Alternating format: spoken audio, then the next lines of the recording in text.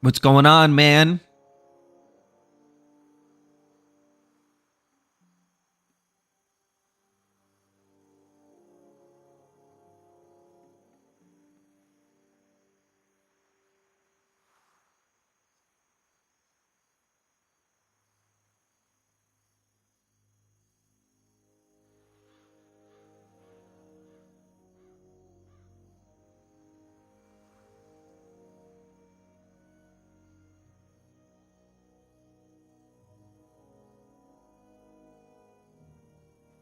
All right, perfect. Hello?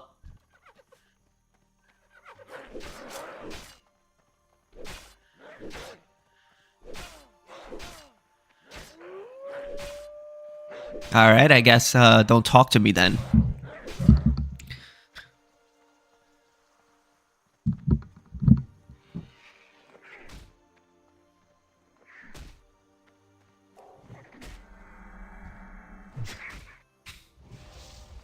Yo, Hello.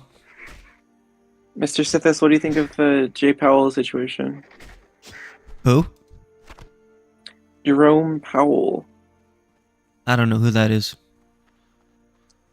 You know, the Federal Reserve? Oh, I'm not mistaken, it has something to do with somebody trying to bribe Chat. the Federal Yeah, Reserve look inside runner. chat. Just look inside chat. So what's give me the gist. What's going on? I think you should just read the first paragraph. I think it'll explain it. Okay. Continues his crusade to help the ordinary American. Bring Powell to justice. Invasion of the Federal Reserve headquarters. So he stole money? Wow. Just read the paragraph, the full paragraph. Read the full paragraph.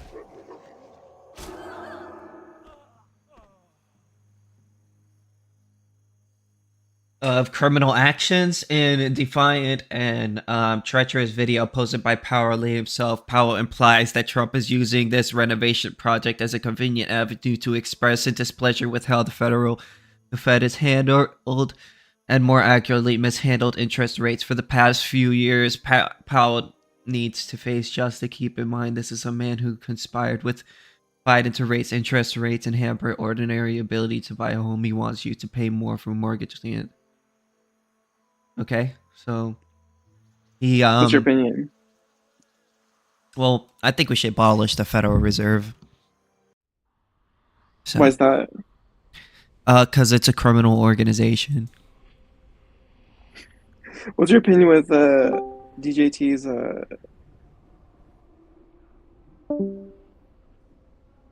Oh, hello. I'm an ANCAP. What up, dog? How you doing, dog? You I'm an ANCAP. anarcho-cap- Yes. Do you believe in Christ? In what? In Christ? Oh, Christ? No. Oh, okay. I'm not a Christian. Because it's the only way that anarcho-capitalism could work, bro. Oh, I feel like you told me this already. Are you the guy who had a different username and it was called ANCAP? No. No, I've never had a different username. Was it ANCAP? No. No, I'm a server mod. I have only ever had this name. Oh, okay. That's somebody else came up to me and said the same thing not too long ago. No way. That's why. Yeah. That's funny. I guess I thought that was an original idea of mine, but I guess apparently other people have thought that too. Yeah, another ANCAP guy was like, "Oh, it could only work if we are all follow Jesus," and I'm just like, I mean, I'm not ethically opposed to people following Jesus as long as they don't aggress against anyone. Yeah. Well, it's not specifically to do with anarcho-capitalism. I just think that any system of anarchy where like self-governance is involved, the people have to believe in a higher order. They have to believe that they're subject to like the restrictions and will of something greater than themselves that will punish them if they, you know, if they transgress, or that can keep them in line and in check. And if they don't believe these things, then it's just easier for the, for that quote unquote society to fall into disarray. And I mean, I that's think just we my need opinion. to Who knows, right? privatize the state. Privatize all the functions of the state. And what's your argument for that? Because private rights enforcement agencies are done voluntarily, whereas the state is not done voluntarily. The state forces us to pay, whether we want to or not, So, like, if we privatized it, it would be like voluntary private companies. And if you don't want protection or anything, you could just say, I don't want it. And then, like, go on your own, protect yourself. So are you saying that, like, you're as an anarcho-capitalist, rather than there being no like structure in society, instead you just replace the government, like you privatize it? Essentially, yeah, that's what differentiates us AnCaps from other anarchists. Okay. So you'd like privatize the DMV, privatize the police force, privatize everything. Essentially, yes. I think it would be better. So let's say we went ANCAP in America, you privatize everything. Who is this America then? What becomes a land that the collective shares, or? It would just be owned by individual. Each sections of it would be owned by private property owners. Okay. Like, kind of like how people own houses, No person owns America. Just the thing about America is that it's just sectioned off to, many lands and houses and stuff like that. And people kind of just buy their own section and live on it. And then people can buy sections like really close to each other and create like a city. Essentially, we want to reduce the state, make it smaller and smaller and smaller and smaller until it's basically non-existent. So, would you even be privatizing, like, how they have like the SEC and the FCC or whatever, where Federal Trade Commission, yeah. Yeah, Is where they this have like TBC? antitrust laws in place. I mean, would you maintain laws in an ANCAP society? Yeah. Each private rights enforcement agency would have its own set of rules that they would expect you to abide by, or laws that they would expect you to abide by. If not, then they would refuse service to you. So, for instance, like, they say, hey, if you want to get our services, that you need to not, attack your neighbor, or, you know what I mean? Or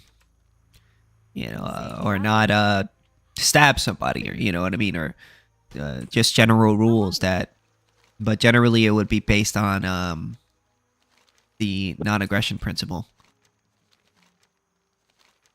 Yeah. Well, like, let's say, like somebody, like some like nasty fucker or whatever in the society, like adopts a bunch of girls and basically grooms them into doing bad things. Like, how do you deal with that? Like, are people just allowed to, hire like a private military force and like snipe them, or? Well, the the rights of children, the only thing when it comes to children, like, obviously, like, you wouldn't have the right to groom them or do sexual things with them because, well, they're children, right? For obvious reasons. So private rights enforcement, somebody else can if they see that, if other people see that the person who's taking care of that child is violating the rights of that child, then the the guardianship role of that child would then be passed to someone else who is capable of taking care of them without aggressing against them. They'd have to be able to prove it, right? Ideally, yes. Because I mean, how do you, like, who would pay for like a trial? You know, like what's to stop me from accusing in one of these societies, like accusing somebody to a private rights enforcement agency that I don't like of doing like horrible things, like abusing their kids or something, and then like that guy doesn't have money to defend it, to defend himself in court, or for there to even be a court case, and or you know, I don't necessarily want to pay for the court case. So like, how do you resolve that in one of those types of societies? Well, the person making the accusation would have to. The person who is being accused would be presumed to be innocent unless proven guilty. So, I mean, you can accuse all you want, but unless you have evidence that they did it, you're not really gonna go anywhere. Yeah, yeah, yeah. I mean, I think there are certain things where it makes sense to privatize, you know, industries or things that have been government adjacent, especially like certain government offices. But I mean, and I don't know as much about ANCAP as you do, but you know, from the brief things that I hear about it, just seems to be a very difficult functional society to set up. But I don't know, man. I mean, Lots of things are changing. a lot of things are difficult, but you know, but ideally, I'm still gonna support it. Like, for instance, the idea of like, so for instance, I'm sure you're against crime, right? But then I can easily say, oh well, you're against crime, but how do you expect to get rid of all crime? Well, it's just like, yeah, I That's mean, not really that's not really analogous. no, but my point is, well, it's analogous a little bit, and the reason why it is because, let's say,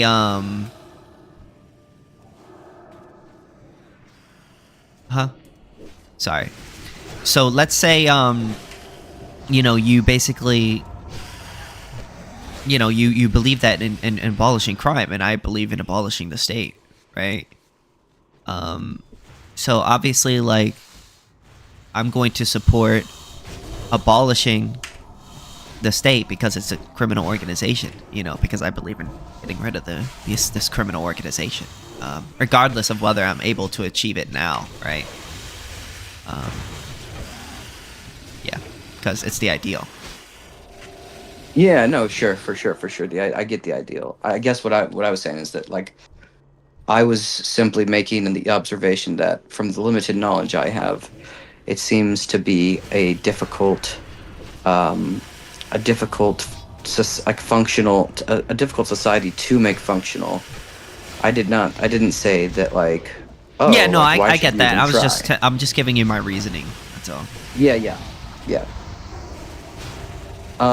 So what are some of the reasons, and forgive me if I already asked you this, sometimes I repeat myself, what are some of the reasons you believe that, like, privatizing certain government agencies would be in the favor of a society? Well, mainly because, you know, when you have a state, the state doesn't ask your permission to get the services, right? When it takes it from you, the money from you. Whereas a private service, you have no choice. They have no choice but to provide you some sort of good or service in exchange for that you actually want in exchange for their money. If not, they will go out of business. Whereas with the state, they can actually use the fact that they don't give good services actually a reason,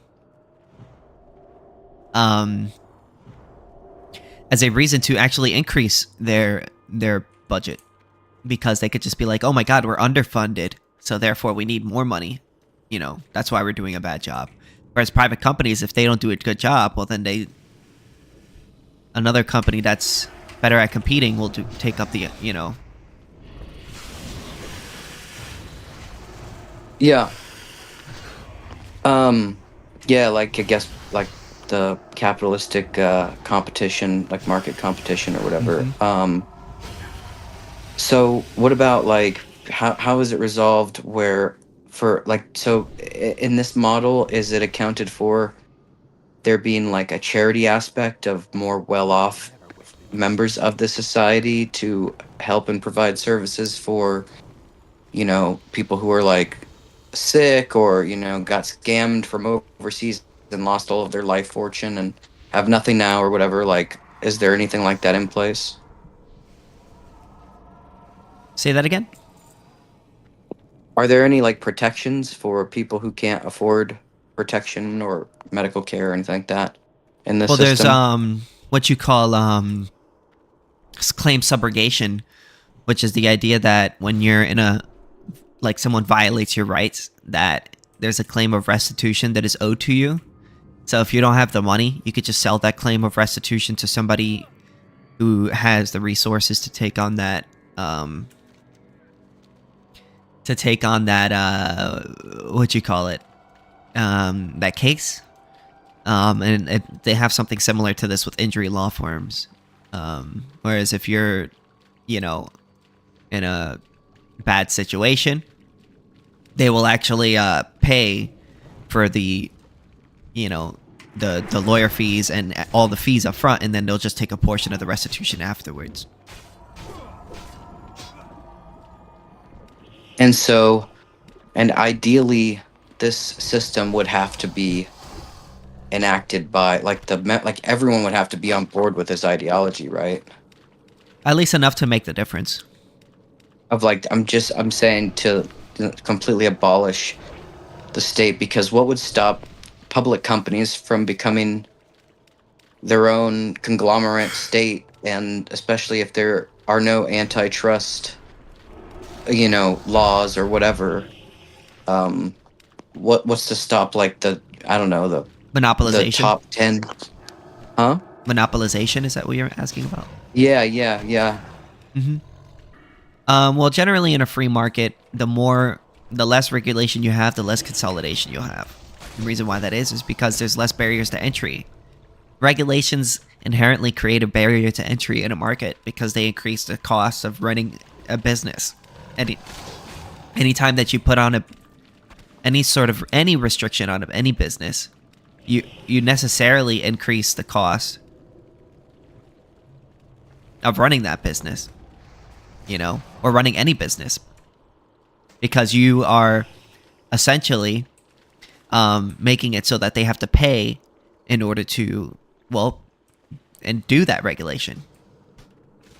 And that's sort of the thing about, you know, whenever the state comes in and does like these antitrust laws or any sort of state regulation, you notice that the places that are the sectors of the economy that are the most regulated tend to be the most consolidated.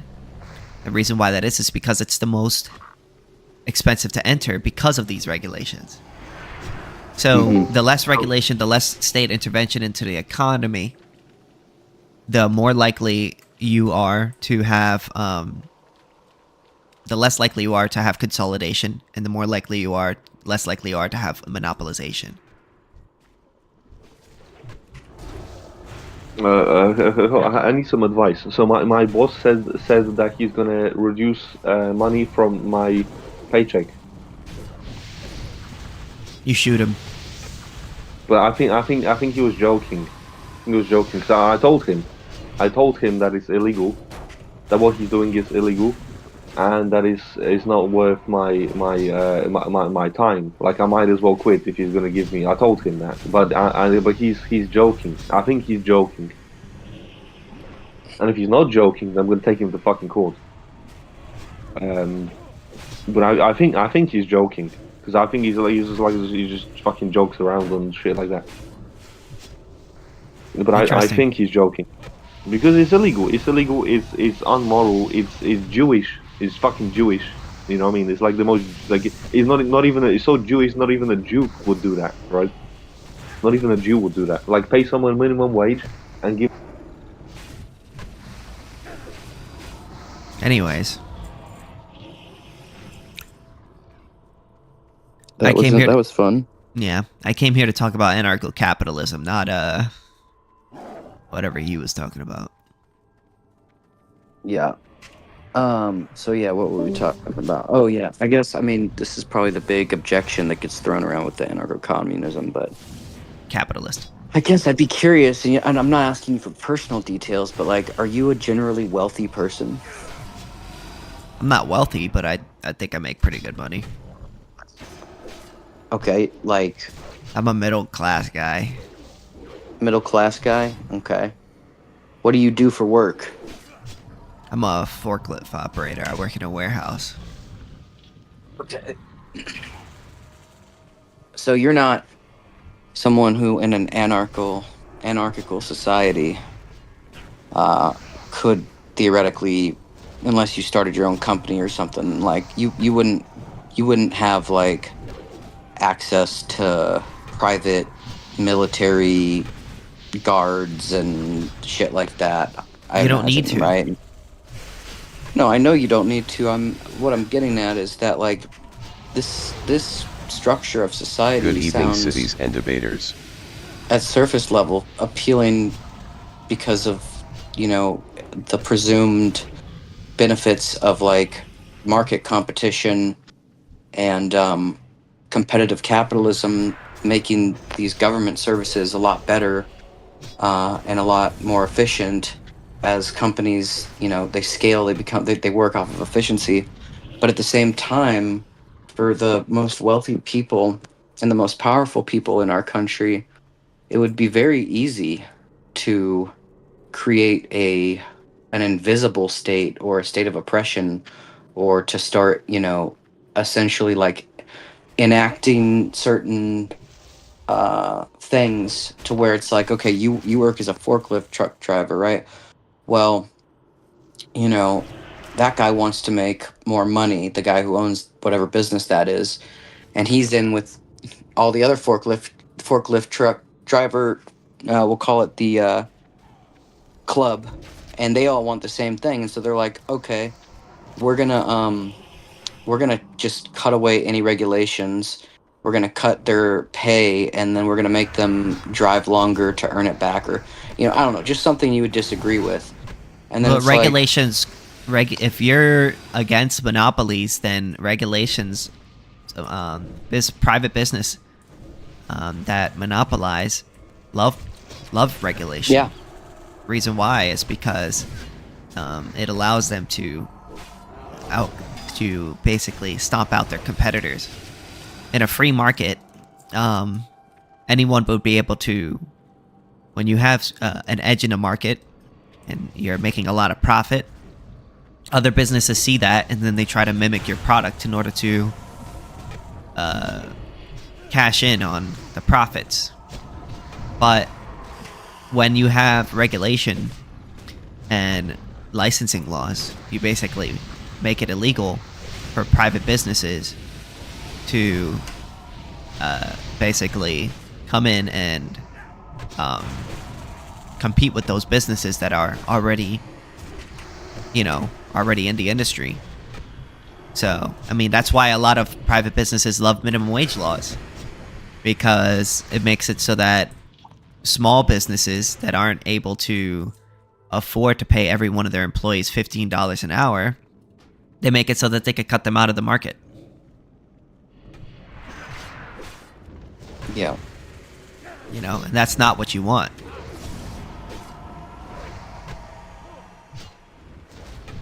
The more you regulate an industry, the more easily it is to be consolidated. Yeah, but do you think all regulations are bad? Yes. So you don't think there's a single regulation that would be like or regulatory effort that could be within the interest of the society? No. Regulations necessarily violate property rights. Well, like you said that there are laws, so we could just swap out regulations for laws. Well, the law would be the non-aggression principle. A regulation is not it's not a law. So like exposing people to like hazardous chemicals without their knowledge or whatever because you're importing in, like, you know, you work at a plant and you're importing in these like radioactive chemical, whatever, you know, super toxic chemicals that you're changing. If what you do initiates force against another person or their property, well then that's an aggression, and you'll have to pay the people whoever's affected restitution for the crime committed. What about work conditions that, like, you know, for instance, we've seen that generally it's better for someone's mental health if they have like, you know, if they get like a lunch break and they at least get like a couple breaks while on the job. That generally is good for their mental health.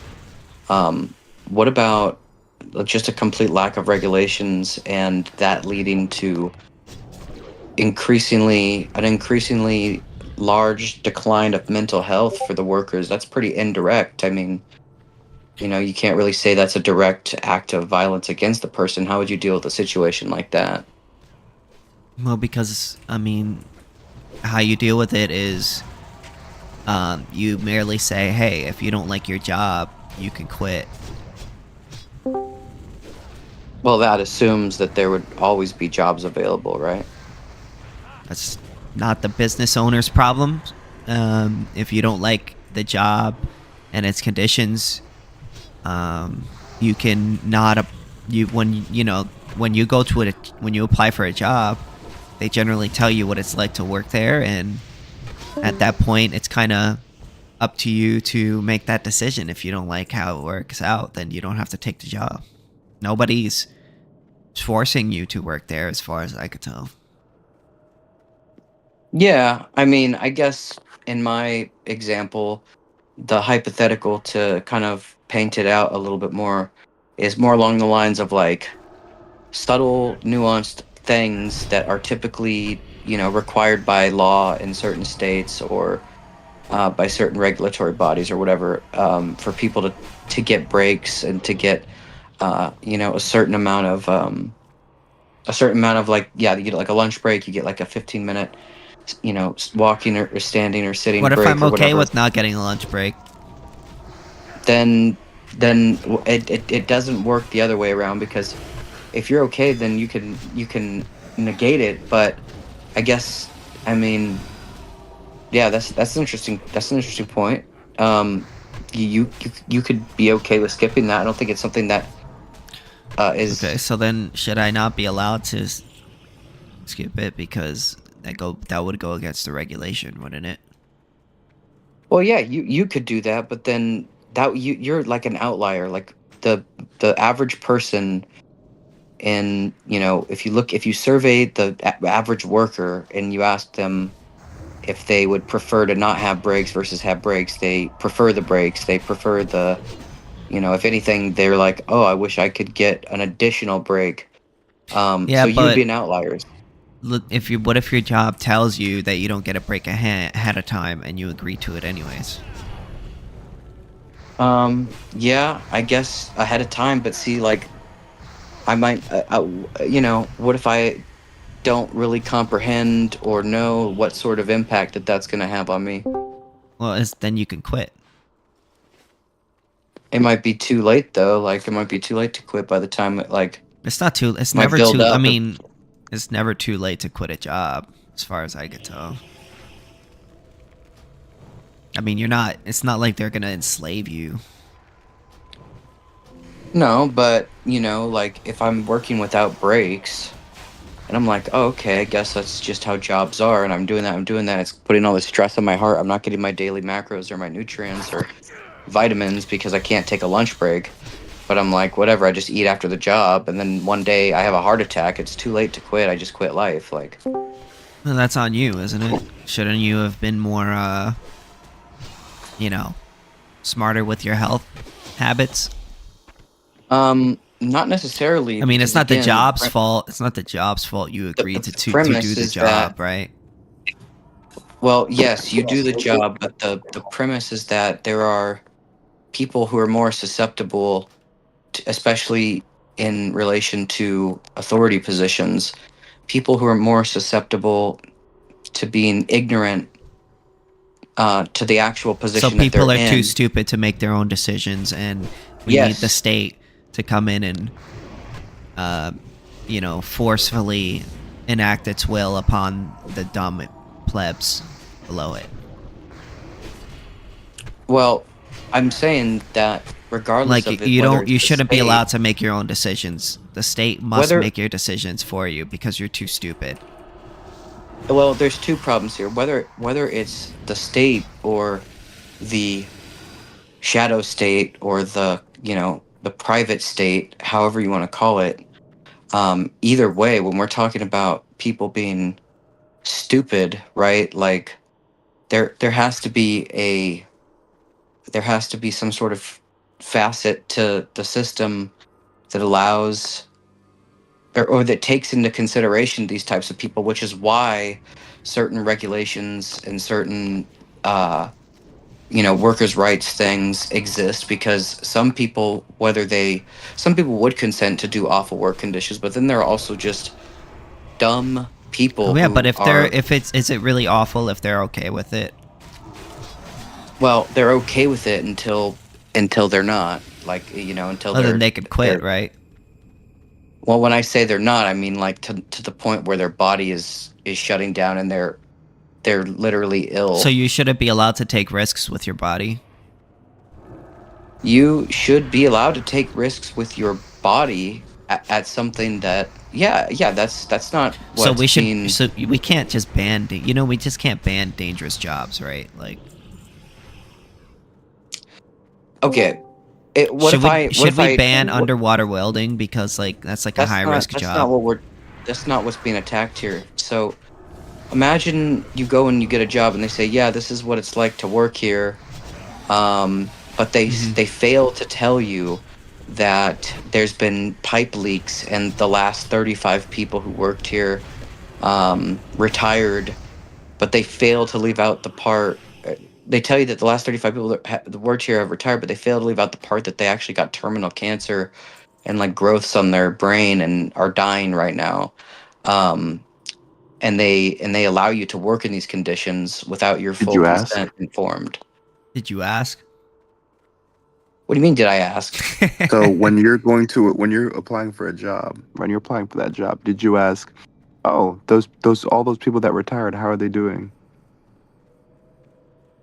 I mean, okay, this is a hypothetical. Or did you but let's ask? say Did you ask hypothetically I around the asked. team? Did Let's you say ask around the hypothetic- team, like, hey, what happened to the last like 65 people in my position? Like, what happened to them? Like, why did they retire so young? And someone tells you, like, oh yeah, they all got fucking cancer. Oh shit, maybe I shouldn't work here. Yeah.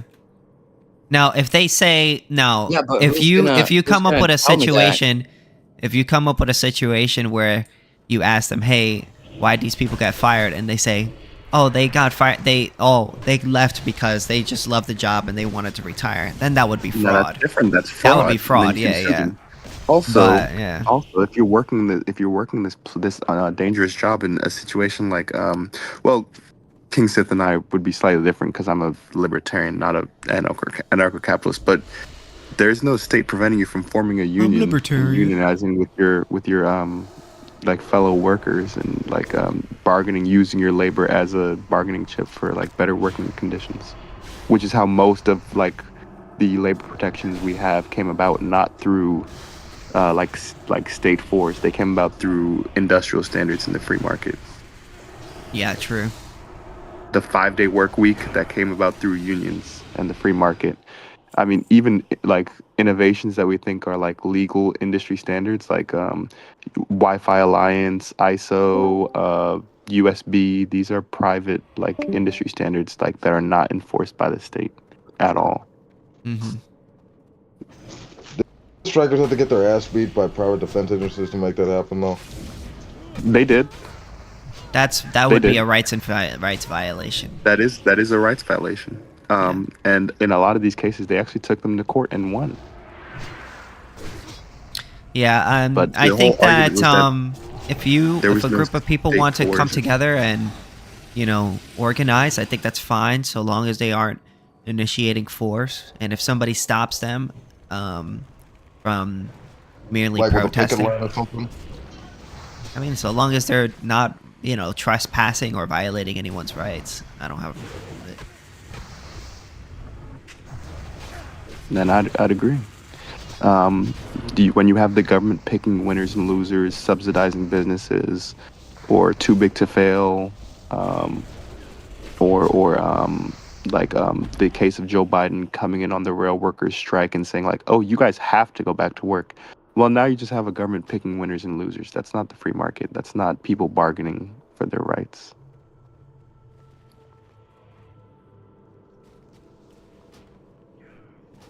The healthcare industry is actually a really good example of this. Yeah, it's actually the healthcare industry is the most regulated industry, and it has the most monopolies. Go figure. Yeah, and the price discrimination that's allowed in the healthcare industry. It's because of government subsidies.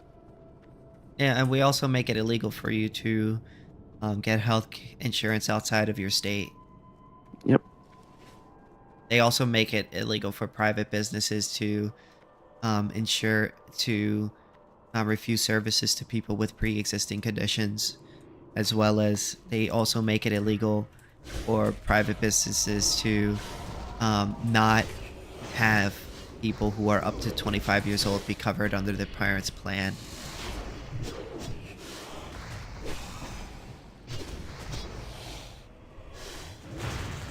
So those things make things more expensive than it would otherwise be. We also limit the amount of doctors that are allowed to get licensure in the United States, and we make it what illegal. PAs and nurse practitioners can do. Yeah, and we make it illegal for people from other countries to practice medicine and stuff.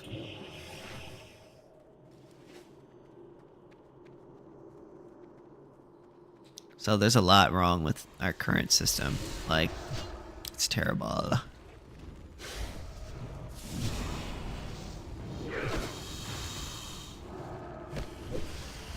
Do you have anything to say, FD? Hmm? Do you have No, anything to say? I'm just thinking. I mean, I don't know. Ultimately, it seems like the government is just the amalgamation of entities that you know that have the power over a geographical over a geographic region of land. So at the end of the day, it just sounds like there would still be a form of government. It would just be different than it Well, I would believe be in voluntary privatized. governance. Yeah, I believe in voluntary governance. I think that having private rights enforcement or private insurance would be better than what we have now. That's where I'd probably split with you. You gotta read some Rothbard, bro. Have not read Rothbard. Yeah, army is fine, but as long as they're private, right? You can choose whatever you want. Mm-hmm. I'm a more of a classical liberal. I'm a follower of John Locke and Jean-Jacques Rousseau. I am a big follower of Rothbard, Mises, Hayek. Mises. What about that Nozick guy? No, Robert six Nozick. okay, but he couldn't refute Rothbard in his arguments. I believe very strongly in the non-aggression principle. As do I. Oh, well, then I don't think you actually do, respectfully. I mean, for the most part. Yeah. The non-aggression principle applies to the state as well, and taxation is theft. Well, sure, then if you put it like that, I guess Yeah, I do not. I do not subscribe to that. Not to sound like a snob or anything, but Only a little, but it's all right. I get snobby too. you know, but that's just how us AnCaps roll. But yeah, I just think that maybe you should try out some anarchist literature. Check out this one really awesome YouTuber. His name is KingSithis. And there's also another guy named Liquid Zulu. He's really good. I make AnCap content.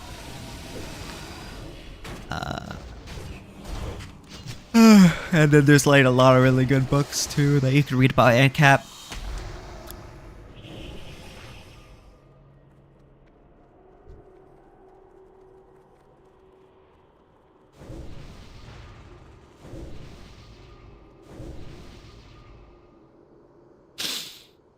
Free markets are the best.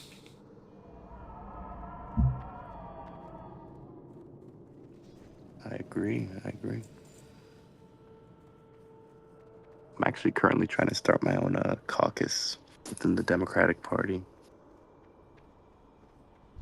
Trying to get your cock in? Caucus. It's a funny word. It is a funny word. I didn't want to use the term coalition. I'm playing World of Warcraft.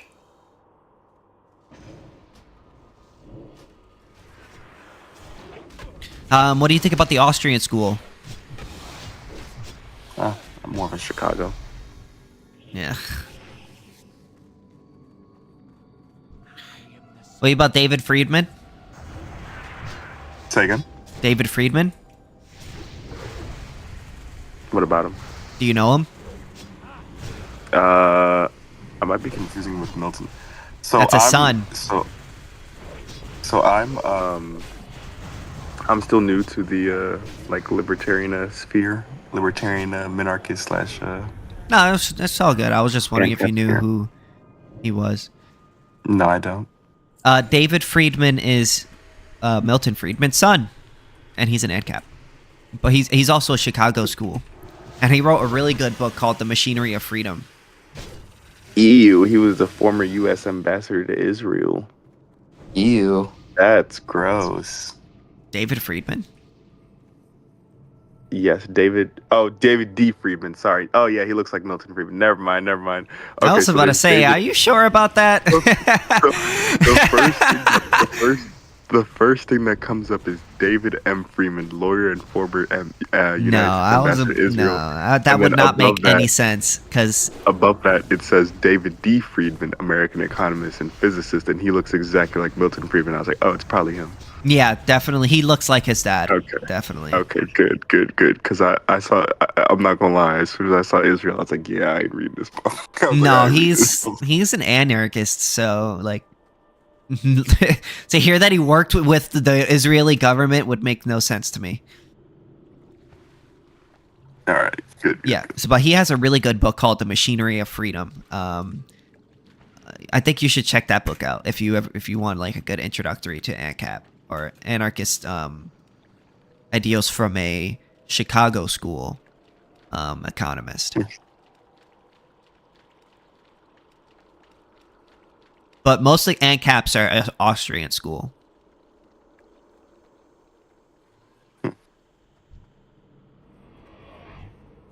We have a different methodology.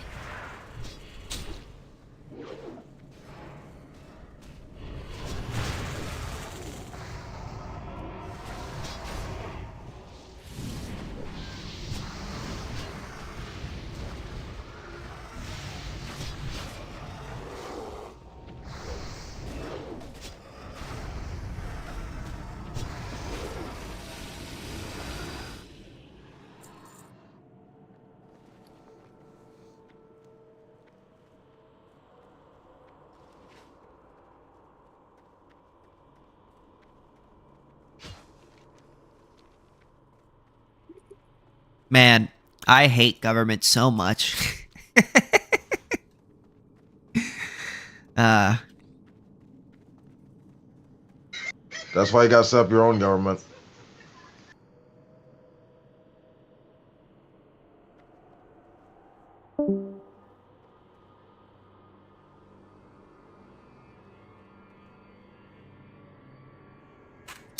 yeah, I think I'm gonna try seasteading. You know what I mean?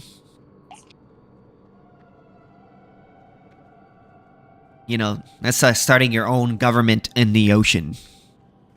There you go. You know.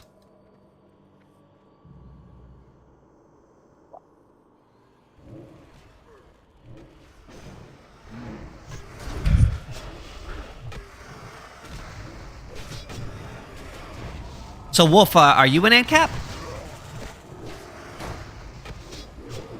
Or anarchist? Yeah, I'm an anarchist, but I wouldn't call myself an ANCAP. Okay, cool.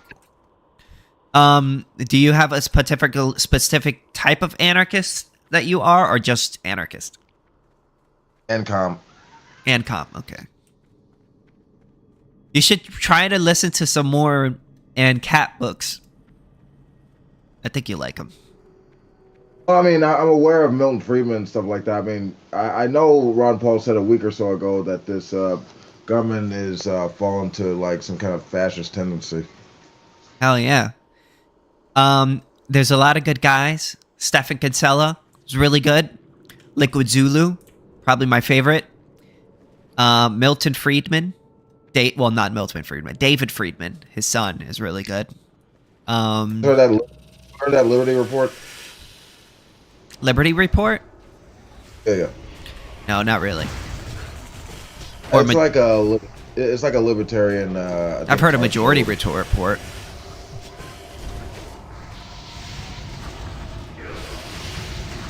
But I also have a YouTube channel where I have YouTube videos on ANCAP too. So. Yeah, I heard you reference that before on here. Mm-hmm. I'm working on 2 videos right now. One on landlords and the other one is on legalizing drugs.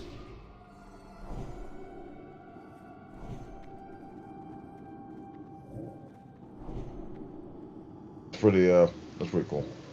Yeah. I believe very strongly in legalizing drugs, and I also believe that landlords are fine. That's the difference between me and other ANCOMs, is I don't really have a problem with private business. My only problem is with the government.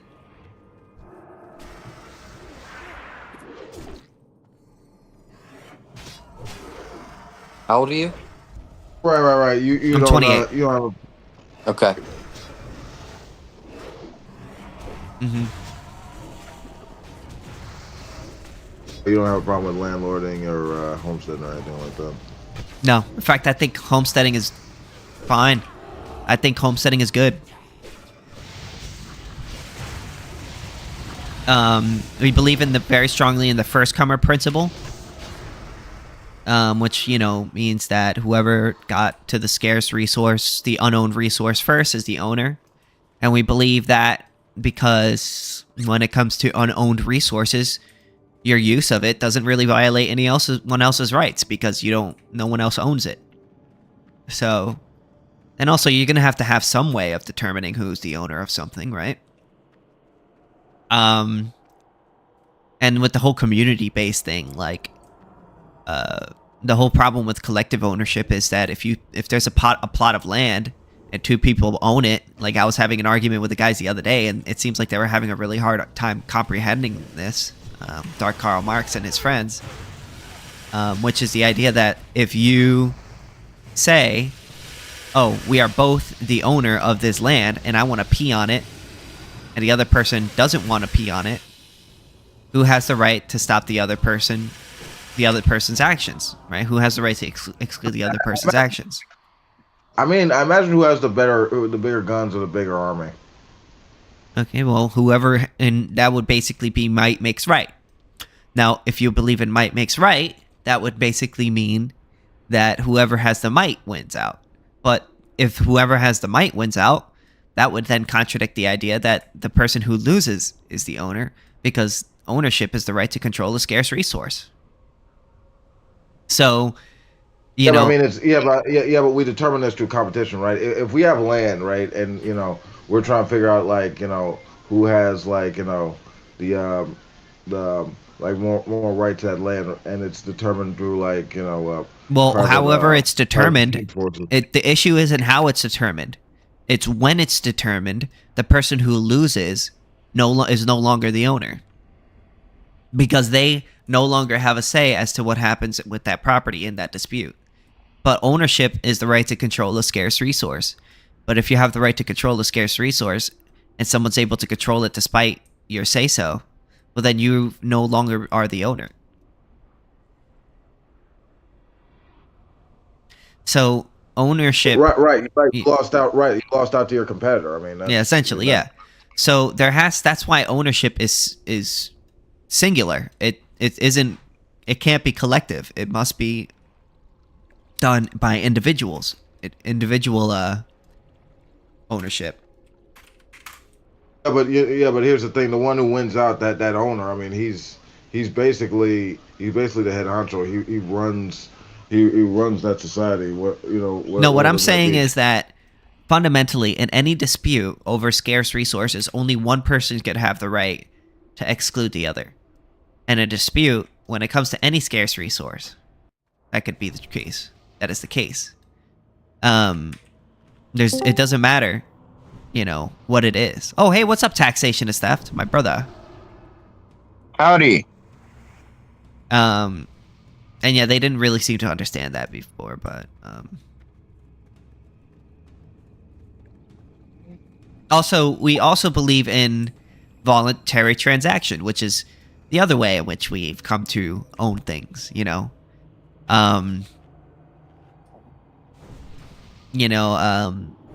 I give you this for that, I'm sure you get that. Yeah, transaction. When I want some transaction, I just go on Grinder. Get me some transaction. Transaction. But yeah, and then that's how you come to own something. And us libertarians are, like I said before, like that differentiates us with AnComs is that we don't really see any problem with private business. We think private business is fine. On a voluntary basis. To be clear, we're not talking about that's what I mean. The private prison industry. Not the private prison industry in the United States, which is funded by taxes and funneled with prisoners that the government has captured after they violated government laws. Not things like the private industrial complex, again, funded by taxes or more so by inflation and, fighting the government's wars and so on. Not things where it's really just the government acting, but using a private corporation as its tentacle. Things that are actual consensual commerce. A video rental store. God, that just showed my age a little bit by accident saying a video rental store. Yeah, bro, you should have said Netflix. You never forget your first Blockbuster. Jesus Christ, that shit's like. Yeah, see, I used to go to Blockbuster and Hollywood Video. There's only one Blockbuster left, and it's in Canada. Y'all should feel honored. I just got off a call. In order to be here, I just cut short. Not cut short, but like she was going to sleep. We often sleep. Whatever happened to bros before hoes? Well, wait a minute. I was just saying, instead of that, you should feel honored because instead of doing that, I ended the call with my girlfriend and joined this call because she was going to sleep anyway. And normally she likes to we sleep on video call. But I saw that this call is going on, so I joined this instead of doing that. Yeah. Relatively pointless exercise. Well, I like it that I like when you're here, so it's good to have more than the last two debates I had. I mean, you were there for the debate before yesterday, but yesterday I was all by myself, and then the 10 communist guys that bumped into us the other day jumped in, and it was even more of them. I have a suggestion. Yeah. This is purely from a perspective of trying to persuade people. Mm-hmm. I would try to mostly walk away from the word debate, because when there's sometimes it's unavoidably applicable, and obviously there's sometimes you'll have like a scheduled formal debate or something. But generally speaking, if people feel that they are in a debate, then they feel that it is competitive. It is them and their capacity to defend their preconceptions up against you and yours. And therefore, their mind is going to be far less malleable and receptive to new ideas, to things they haven't heard of. If they feel like they're in, a debate, an adversarial conversation of this person and ideas versus that one. Whereas if it's simply a discussion and that's how they're thinking about it and that's how they're feeling about it, then I think they're much more likely to have an open mind. Earlier I was in a conversation where I was shown a perspective that I would say not strongly but loosely contradicted some preconceptions of mine. But it didn't feel like a debate. It felt like a very sincere and friendly conversation. Between two very open-minded and friendly dudes, me and this other dude, but from I'm not going to say opposite, but very different spots, on an ideological spectrum. I've been following your advice a lot on, just talking to people, and I realized that in just talking to people, the communist guys yesterday, they completely disagreed with me, but at the end they ended up liking me.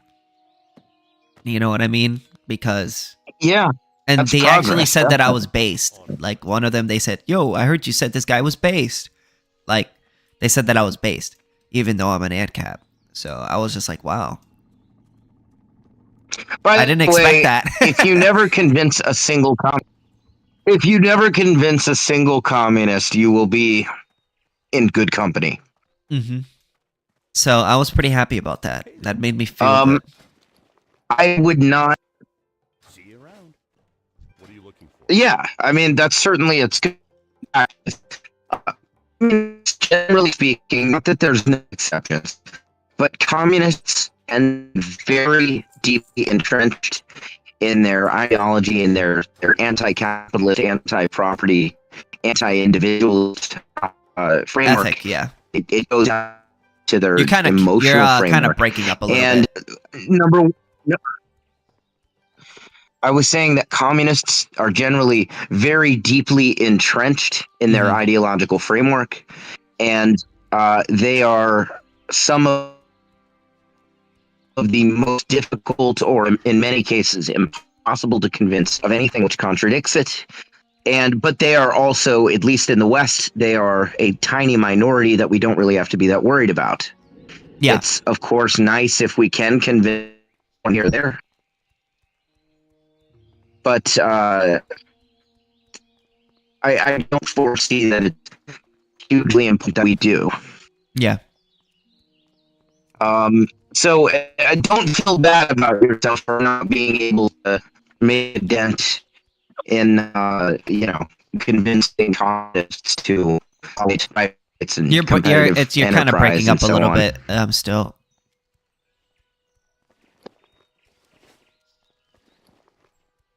You said I'm breaking up still? Well, now you sound a little better now.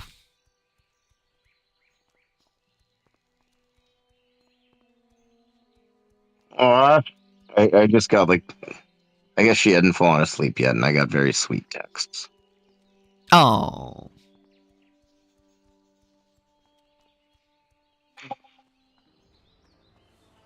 Okay. Anyway, my point was just, don't worry too much if you're not able to convince communists. It's, essentially I don't worry about that. It's not that big a deal. I was just happy that they said that I was based.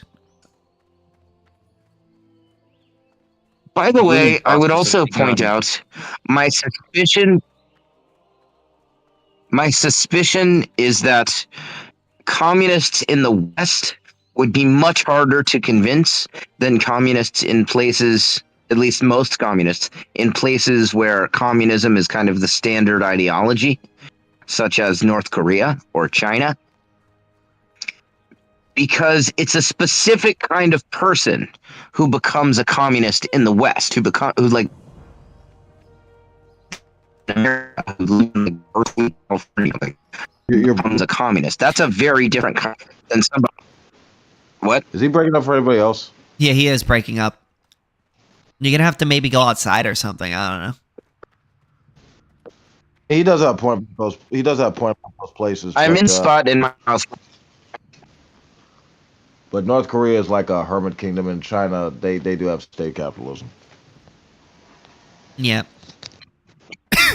Yeah, I understand that the Chinese economy, since the death of Mao, they have somewhat liberalized, and the way they operate now, they're essentially a player in international markets, in international capitalism, you could say.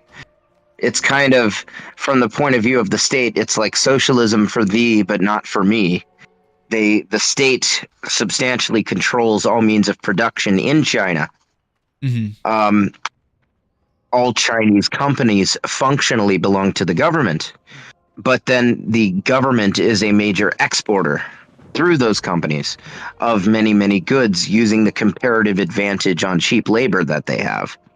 That's correct. So it's a centrally planned economy, generally speaking, but it's export based, operating on international market dynamics. And were they to try to become a hermit kingdom, which they were, I'm not saying they were hermits, but they were much closer under Mao Zedong, they would be fucked. They're very dependent on the rest of the world. And I don't say that that's a bad thing, by the way. I think that economic isolationism is kind of retarded. And that becomes clearer and clearer the smaller you narrow down the in group. That is to say, think of the protectionist rhetoric where, those who support strong tariffs and, quotas or like quota limits on imports and so on, and, want to mostly keep American business in America and all that kind of bullshit. Now, imagine all of that same rhetoric, but you zoom it into the scale of like a city, right? So let's do all of our manufacturing and stuff within this city. Very quickly, I think it would be revealed that the costs of absolutely everything would skyrocket. Most goods wouldn't be available anymore. You lose the comparative advantage and a host of other benefits of a wide and diversified economy, and the quality of life would plummet for everybody in that city. The same basic principles are still true when it's a country, not a city. It's just, of course, less true. I like how Belle Delphine was here for 2 seconds.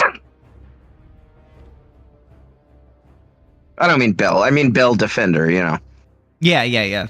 He joined for a second Our and then friend. left. Why? What? Is my voice that offensive? I don't know, maybe. I think it's because of racism.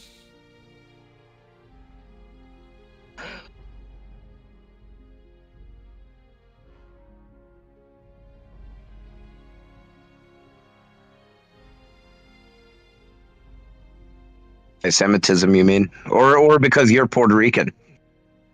Yeah, maybe. Total anti-race Puerto Ricanism.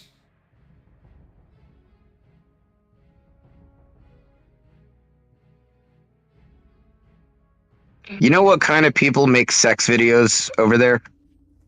Is Porno Ricans. Porno Ricans?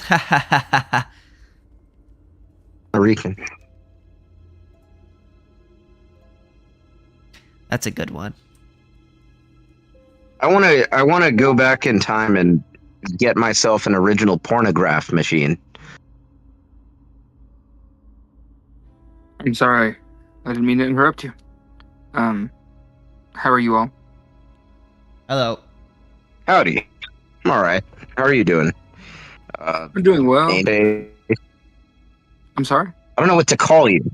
I don't know what to call you. Usually, call me Jake or call me Angel or something that's I'll know whenever you're talking to me. Just use a sufficiently suitable name, and I'll X. Jake. That was what Oh my yeah, family X. Jake. called. That might be a problem because Jake is also what my family calls me. Okay, well then Jacob is what other people call me. Jacob is what other people call me. My girlfriend knows me as Jacob. Yeah, same. What the heck? How about Angel? I don't want to sound too. I don't want too much lauding, but it is suiting, no? I hate the government. Okay, Angel. Angel, I feel like is either like a stripper or is like just like a Mexican dude. I didn't even think about that. I was going straight for trans woman was my thought. I was like, that sounds like a trans woman's name. I didn't even think about all the Mexicans named Angel. I actually have a coworker whose son is named Angel. I didn't even think Yeah, about it. it's for everyone other than Mexicans, it's a female name, but for Mexicans, it's a male name. And it kind of works too. It's like, okay, it's Angel. I don't look twice at it, but if I Like, met a white person named Angel, I'd be like, what kind of ghetto meth park do you come from? if someone in a written discussion who I haven't heard says that their name is Angel, I don't know whether to picture a black chick or a Mexican dude. Well, that's why. I mean, if it's writing, it's probably like you see like Angel Hernandez, and you're like, okay, it's it's a Latin guy. But if it's like Angel Washington, Wait. you're like, what the fuck? Angel Hernandez. Was that a character in Scarface? Where have I heard that name? Maybe it is. It just seems like Angel, and then like a typical Latin name. I don't think it's from Scarface though, because in Scarface aren't they Cuban? I don't think Cubans have last names like Hernandez. It seems like a Central or North Latin America last name.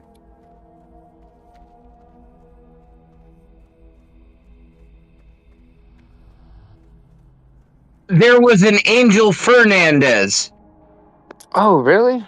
Maybe in that's Scarface. I looked it up. maybe that seed got planted in my mind. Goes to show how much we think about ethnicity in Okay, terms of and pop this media. it's exactly who I thought it was. It was the dude who got killed with a chainsaw. Like his head, he got chainsawed in the head. Oh, his friend at the very beginning. Yeah, I remember that.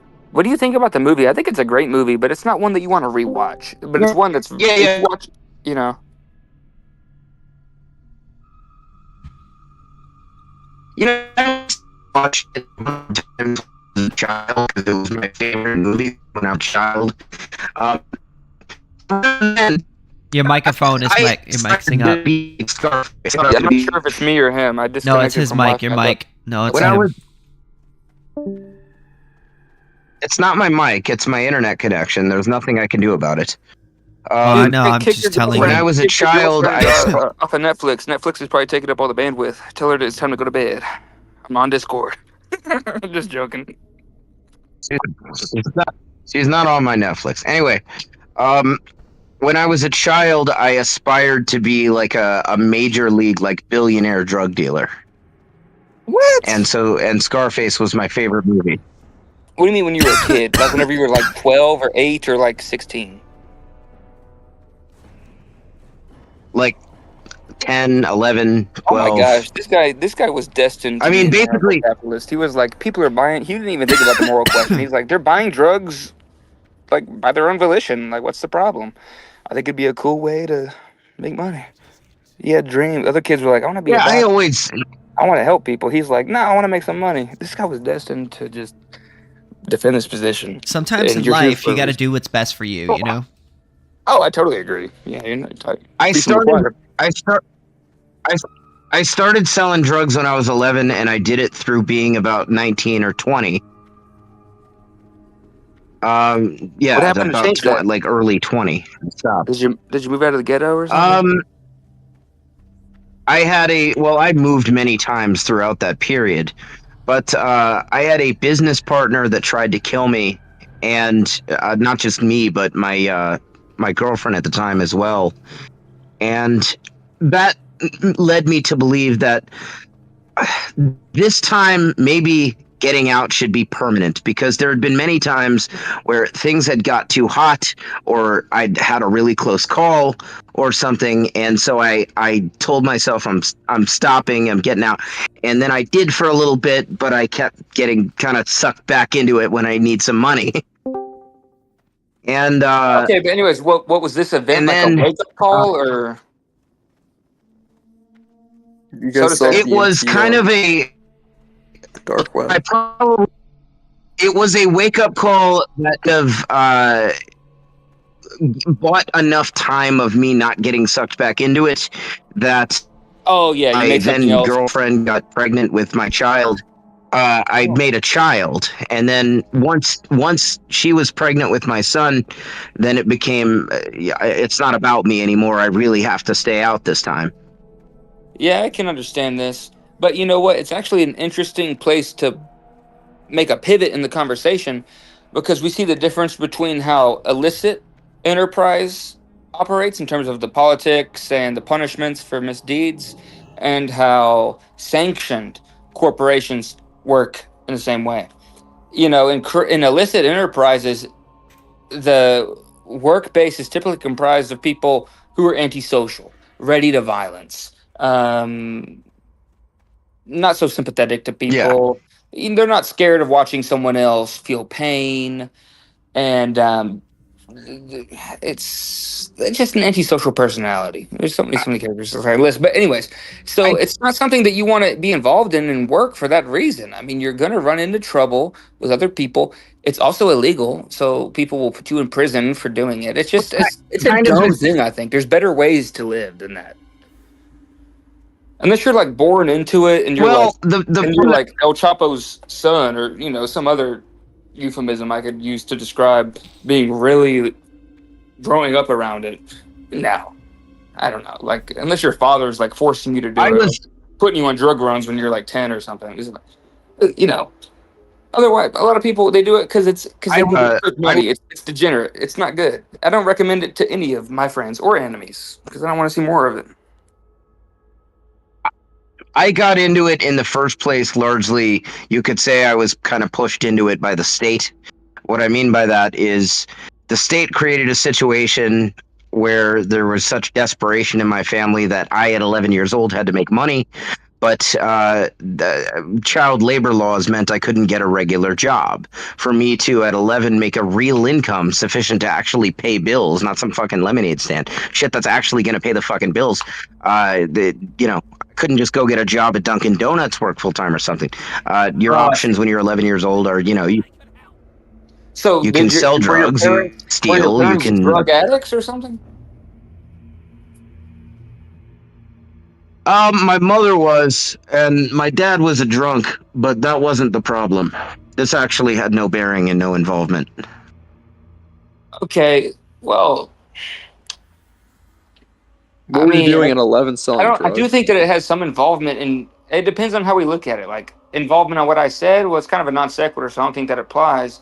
But does it have bearing on why you got into illicit enterprise No. activities? I think it does. No, Yes, of no course. bearing. It's a vector Well, for prediction. you weren't there. It wasn't related. The factors that caused it had nothing to do with that. That wasn't the financial issue. It had nothing to do with either one of their addictions. I don't believe in special cases. I believe in confounding vectors of predictability. So there's no metaphysics here.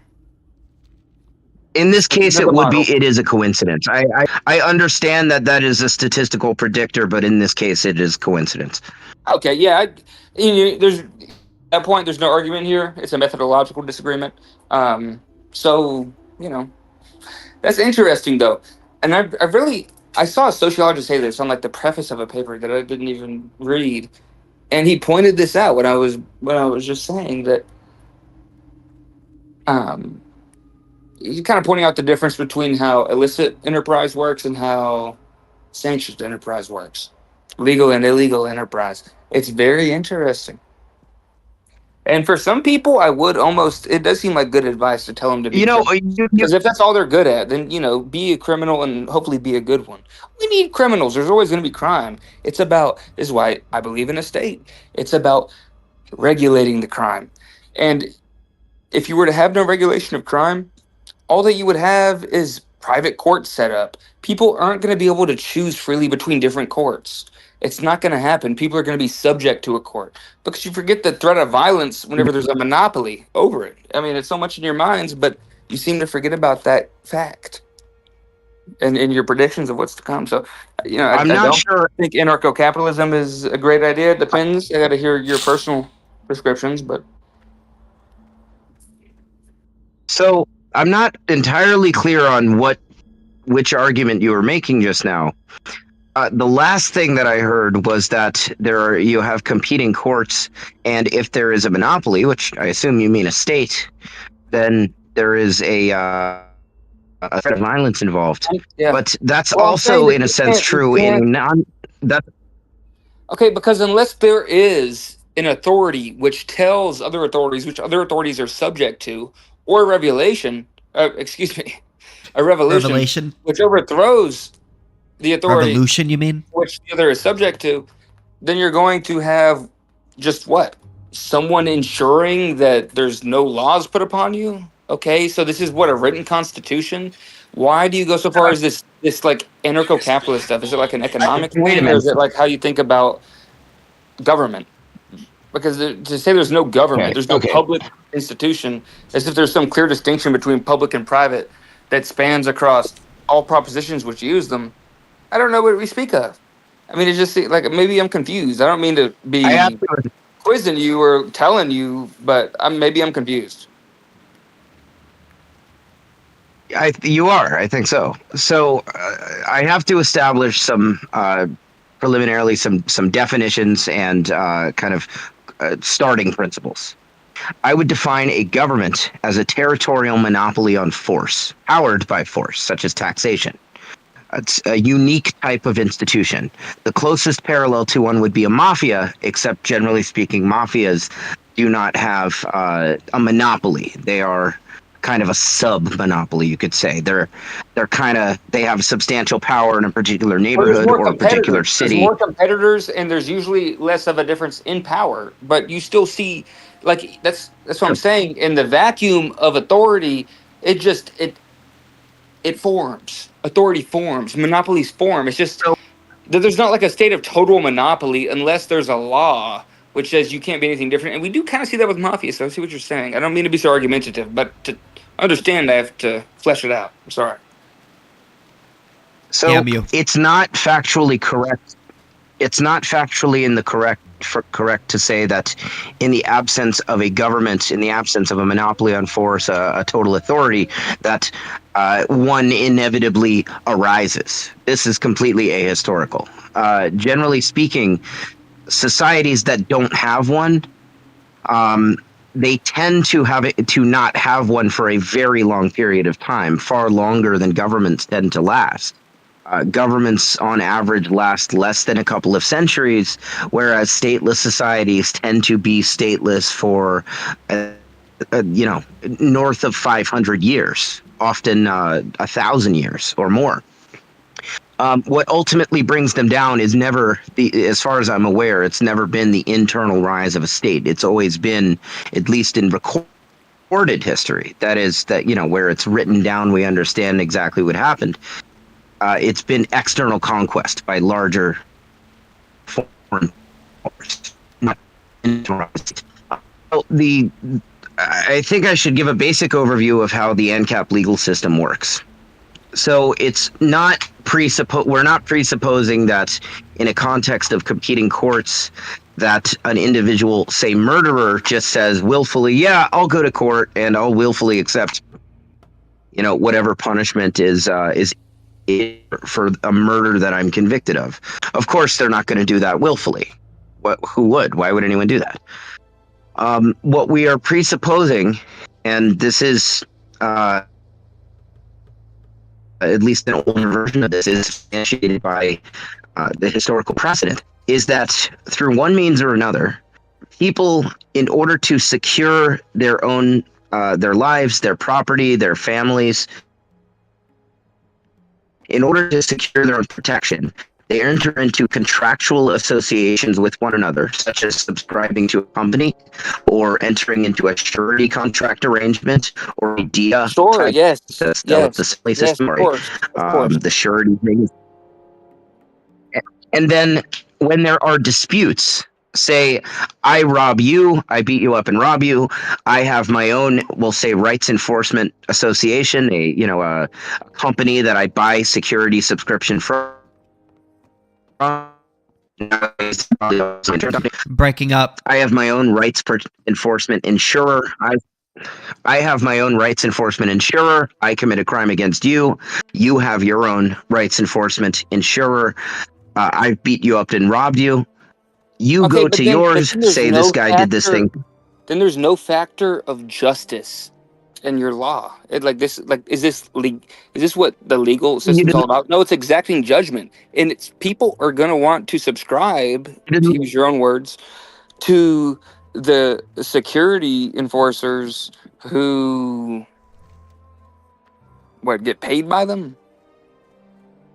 Okay, so then there's going to be partisan politics, and then you're going to have the so you formation didn't of a make finish that. government. No, because there's going to be. Oh, the reason there's a government is because people aren't just You enforcing didn't let me. laws against you, which are extracting, or something that's purely motivated by the benefits received. But sometimes there's an ideological force, I think, and I think that it manifests in the point to whom people associate with. You associate with people, you build relationships with people who think similarly. And so then you have the beginning, the formation. That's how I theorize Yeah. from a genetic level. But beyond that, to say something as kind of like vague as this, that's so open to criticism, I don't think is the best definition for you. Because what if I'm contracted by somebody to rob a super rich guy who's just living somewhere on his own because they don't like him? Okay, so then he has to hire his own force who's going to stand against them. And what happens whenever neither force stops? You have war. Then what do you have? Your equilibrium economy that you imagine plummets, and people are poor as fuck because all the resources are being put forth towards the war effort. Then you have political coalitions being built. So then you run into fucking being communist again. We're all fucking Marxists at the end of the day. I mean, it's just fucking nonsense. It's not gonna be gay fucking Soviet communism where they're like kicking your teeth in because you're fucking Jewish or something, or you were like a doctor. So I kind It's of, gonna be just you're gonna live in your fucking I pod kind and of you're heard gonna that. fucking just integrate with computers. That's all that's gonna happen. So you didn't let me finish outlaying how the legal system works. So the two rights enforcement companies, they have a dispute with each other. They bring the matter before a third-party arbitrator. Now, that arbitrator isn't a monopoly. They're just one of many sellers of the service of dispute resolution. And the tendencies in policy amongst the various arbitration firms are essentially what the law is of that society. And in most cases, they agree with each other, such as murder is illegal. In But you smaller can't even things, they kick it off disagree like with this each other, such as because if it's a subscription-based thing and it's not public, then you're gonna cause dissidence between members in a region who are gonna form political coalitions, and they can come to power if they pool their money together. It's imaginable. So where's this more group. There equilibrium? is It's more not a state of peace. It's you're gonna set there up is breeding. you're gonna set up political consequences that aren't favorable, considering where we are. I mean, we don't advocate for things in a vacuum. There is We have more. to take everything else into There is context. tension breeding things like there's more tension breeding reason for dissidence in the context of a monopoly system where everybody is forced to be the same system. There's tension. You're breaking up. I don't agree with that. I don't agree with that because today the monopoly on violence is government, so it's public. So anyone with a clean record, or maybe even a dirty record, can join. So what it does is it gives a common pool that we can take everyone's violent people from and put them into like law enforcement or the military. and we can kind of section them off. Like if they're a really violent, high IQ person, that's someone that you don't want walking around the street. So you want to put them and make them like die in war and probably have a good time and be a good soldier. Do something that's like you're with other men, you're in a environment where there's a clear rank of order, something like this. Easy for antisocial personalities. to Yeah, navigate. wait a minute. But So I think then that it's a those good people, thing. Whenever I think about they it, I'm go, like, this works well. Like, what are you suggesting, that we abolish that? I don't think so. I don't think so. yes, We abolish believe in that. some Those public people, institutions, so to say. when you take those people, what you were essentially describing is the police and military to be forces where you essentially take violent-minded, aggressive, and brutish men, and you relegate them to those sectors. But when you put them in those sectors, then they unleash hell on vast throngs of innocent people. They kill millions of innocent people, or in the case of the police, they beat up and kidnap and incarcerate millions of innocent people, and so on. When I say innocent, I mean not aggressive. I don't mean haven't disobeyed the state. I mean those who haven't actually violated the rights of others. True. That's true. They There's a lot of create things that we see about these institutions which are nasty. A lot of corruption, and is they've that killed over exacerbated by them 250 being public million institutions? people. I'm not sure, because otherwise, what's the alternative that you're suggesting? I think right now, all things considered, The that's a situation good where kind of situation. nobody, Yeah, it's bad, but it could be worse. So we think about the this and the alternative, alternative, which is what you privatize them, whatever that even means. Like it's a company, like a private yes, military you make force. many competitive ones that keep each other in check. Where if this one is going and trying to initiate violence against people, they can't do it uncontested. They're But up against many much you larger can't forces. abolish. But it's like a fantasy. You can't like abolish these institutions. This was going to happen. They're Someone's done. still going to command all the fucking jets. Someone's still going to have all the tanks. The soldiers that are loyal Nobody to them. commands Then all the what tanks right happens? now. That's You There's do a major realize that, fucking war. right? They institute some military government. What the fuck? What are you talking about? That's such a fucking that's fantasy. saying that Like you can't exist in a vacuum and be like, that's let's saying that have it this way. It would work. Okay, what the fuck? It doesn't work. Yeah, says you. it's like, yeah, it has worked. It has worked. It works every time it's tried. So it's like you're saying that somebody's going to own all the restaurants or somebody's going to own all the stores. No, that's not how that works. Many different restaurant owners own many different Dude, I'm not restaurants. talking Many about different store restaurants. owners own many different stores. I'm not talking about restaurants. I'm talking about I'm But trying to poke fun at it's the comparable. artificial divide between public and private institutions. Public It's institutions generally signify a forcibly funded monopoly, whereas private institutions, generally speaking, are not forcibly funded and are not a monopoly. Private institutions, such as a okay. grocery store or a restaurant, they have to compete with each other. They have to earn your business and get you to patronize theirs instead of their competitor.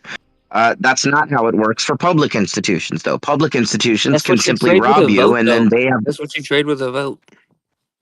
But public I don't want the institutions vote. I would rather aren't vote with funded. my spending. I'll choose.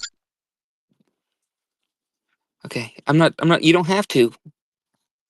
But public institutions aren't funded by tax dollars.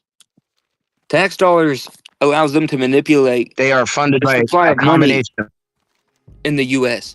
So Sure, I don't think that's it's just really indirect something tax funding, though. the Treasury could just tax more and then print more money and put it back into circulation. It just depends how much they want to take out of people's pockets and how much they want to put in business. It's total manipulation of the economy. I agree, but what are you gonna do? It's a competitive It depends world. on what The value of the it dollar depends on is important to the level people. you're It talking allows them to about. buy If more you're talking shit. level, in the case of the state and local level, they are funded with tax dollars. If you're talking government, yes, the federal government does as you're describing. They use taxation as a way to make inflation viable. I'm not sure which one. Oh, that was okay. They use taxation at the federal level in order to make inflation viable, but that's still kind of an indirect form of tax funding. And even so, private institutions on a free market basis don't have the benefit of guaranteed funding through inflation like the military does. Private institutions have to earn your money consensually. They have to get you to voluntarily pay them for their goods or services. And I think this presents a far better incentive structure. And also the means of economic calculation. They're able to allocate resources in proportion to some quantification of demand. And accordingly, they're in a better position to do a much better job than any public alternative. You know, I agree with you. I wouldn't use your language, and your language is partisan sounding to me, but I'm able to hear what you're saying. And I agree. That is a major problem with this public institution thing. And you look at sub-institutions, you pointed one out, the military, they receive funding notwithstanding how the economy is performing. Everything else gets cut. So why wouldn't you want to choose an alternative, someone who maybe provides this to you? And that's kind of a choice that we have whenever we move to a state. We can get more funding elsewhere. We can live a lifestyle we want to live.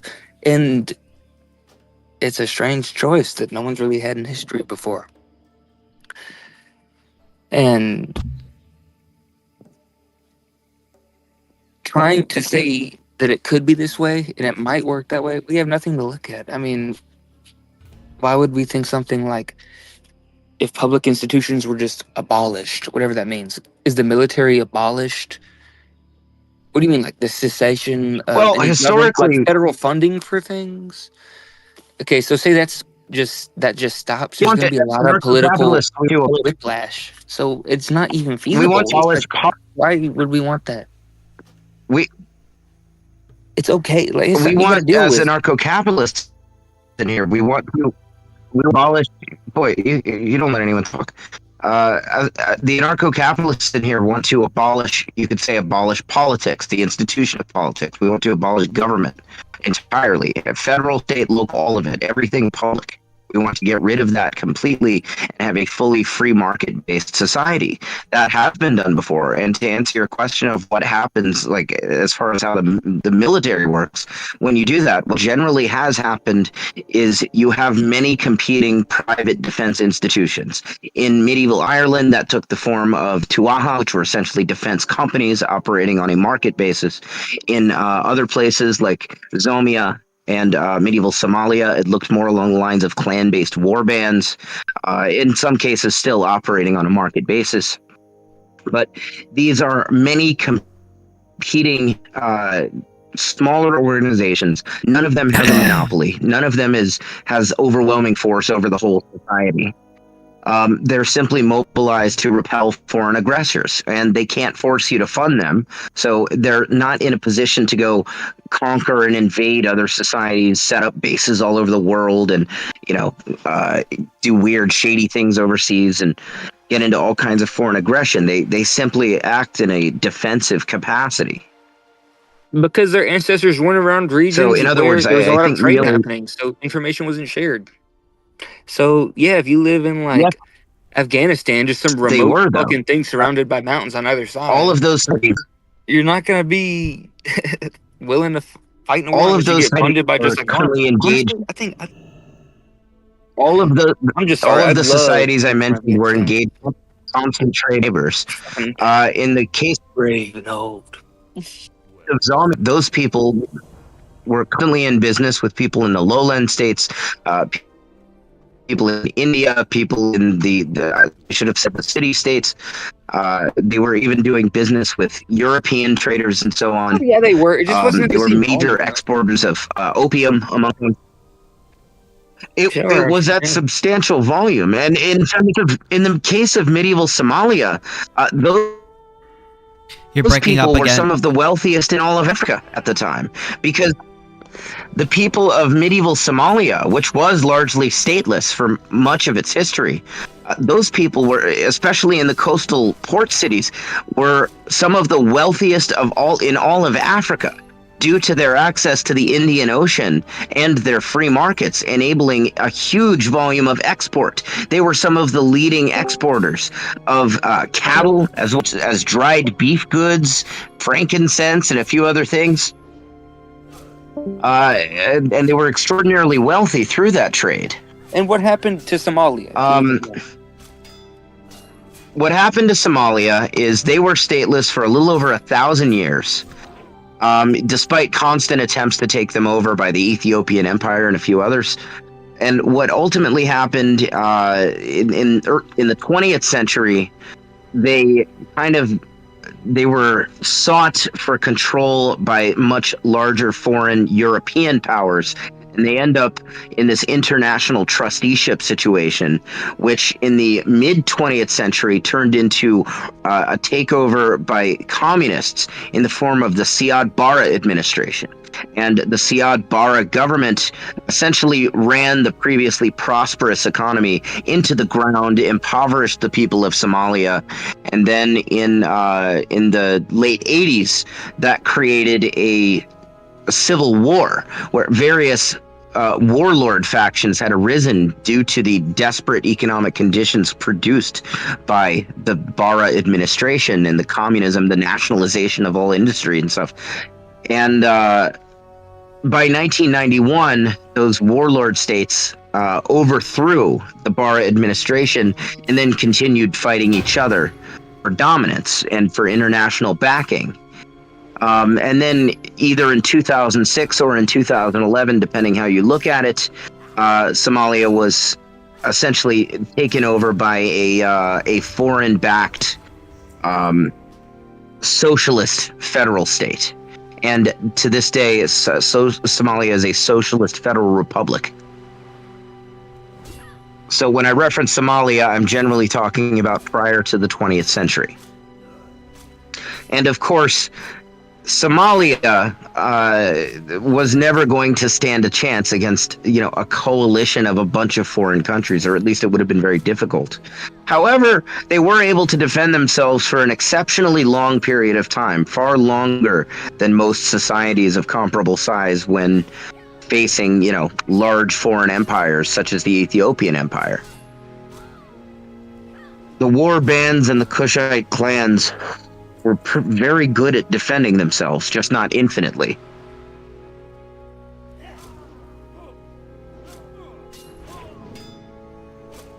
Okay.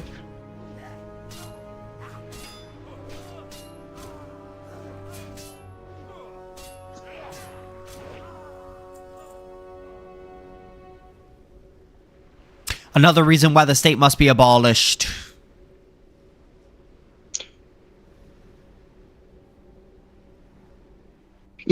As a kind of a fun fact, I don't consider 1991 to 2006 Somalia to be a true instance of anarchy.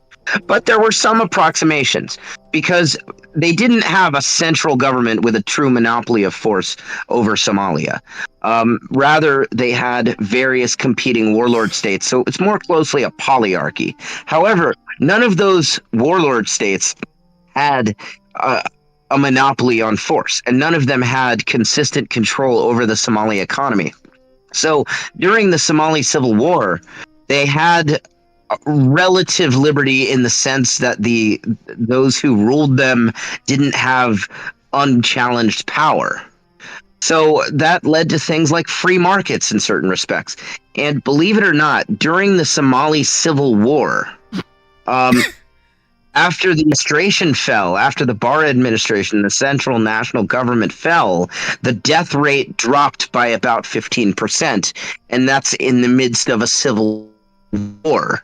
It was actually better for them to have, in terms of mortality rate, it was better for them to be in civil war than to be under the communist government. And they had a bunch of other metrics that surprisingly during a war, they were better off. Like their rates of employment improved. They saw an explosion of industry in certain sectors. Like they saw the emergence of 9 nationwide cellular providers during a civil war. During that time, they saw an explosion of their agricultural industry. Imports ramped up. Their access to food tended to improve, although water, it's not so clear. There was a study done on this in the Journal of Comparative Economics by an economist named Peter Leeson. I referenced his work some in my book. It was kind of fascinating. Even during a civil war, I'm not saying it was anarchy, but the relative quasi-statelessness that you had in Somalia following the collapse was, by many metrics, they were far better off than under the Barr administration, which had preceded that, despite being in the midst of a civil war. So people will often try to cite Somalia as some kind of argument against anarchy because it's fundamentally, it's an African shithole. But I think it's much closer to being an argument for it if you take a closer look. You should play World of Warcraft. Doesn't it cost money? Not if you play on illegal private servers. Oh, maybe. I don't know. There's I don't have a illegal gaming PC. World of Warcraft servers? Yes. What? That you can What makes them download and play illegal? them for free. What makes them illegal? It goes against copyright. But Nice. you Well, can just shit, in download. that case, I All you might need have to do is go download it, and my favorite is Turtle Wow. All you need to do is download it from their website, create an account, and then boom, you're good. Now wait a minute. Could I like create a character in there and shit? Yeah. There's like many different. I assume there's that 8 character- different there's like 10 different races.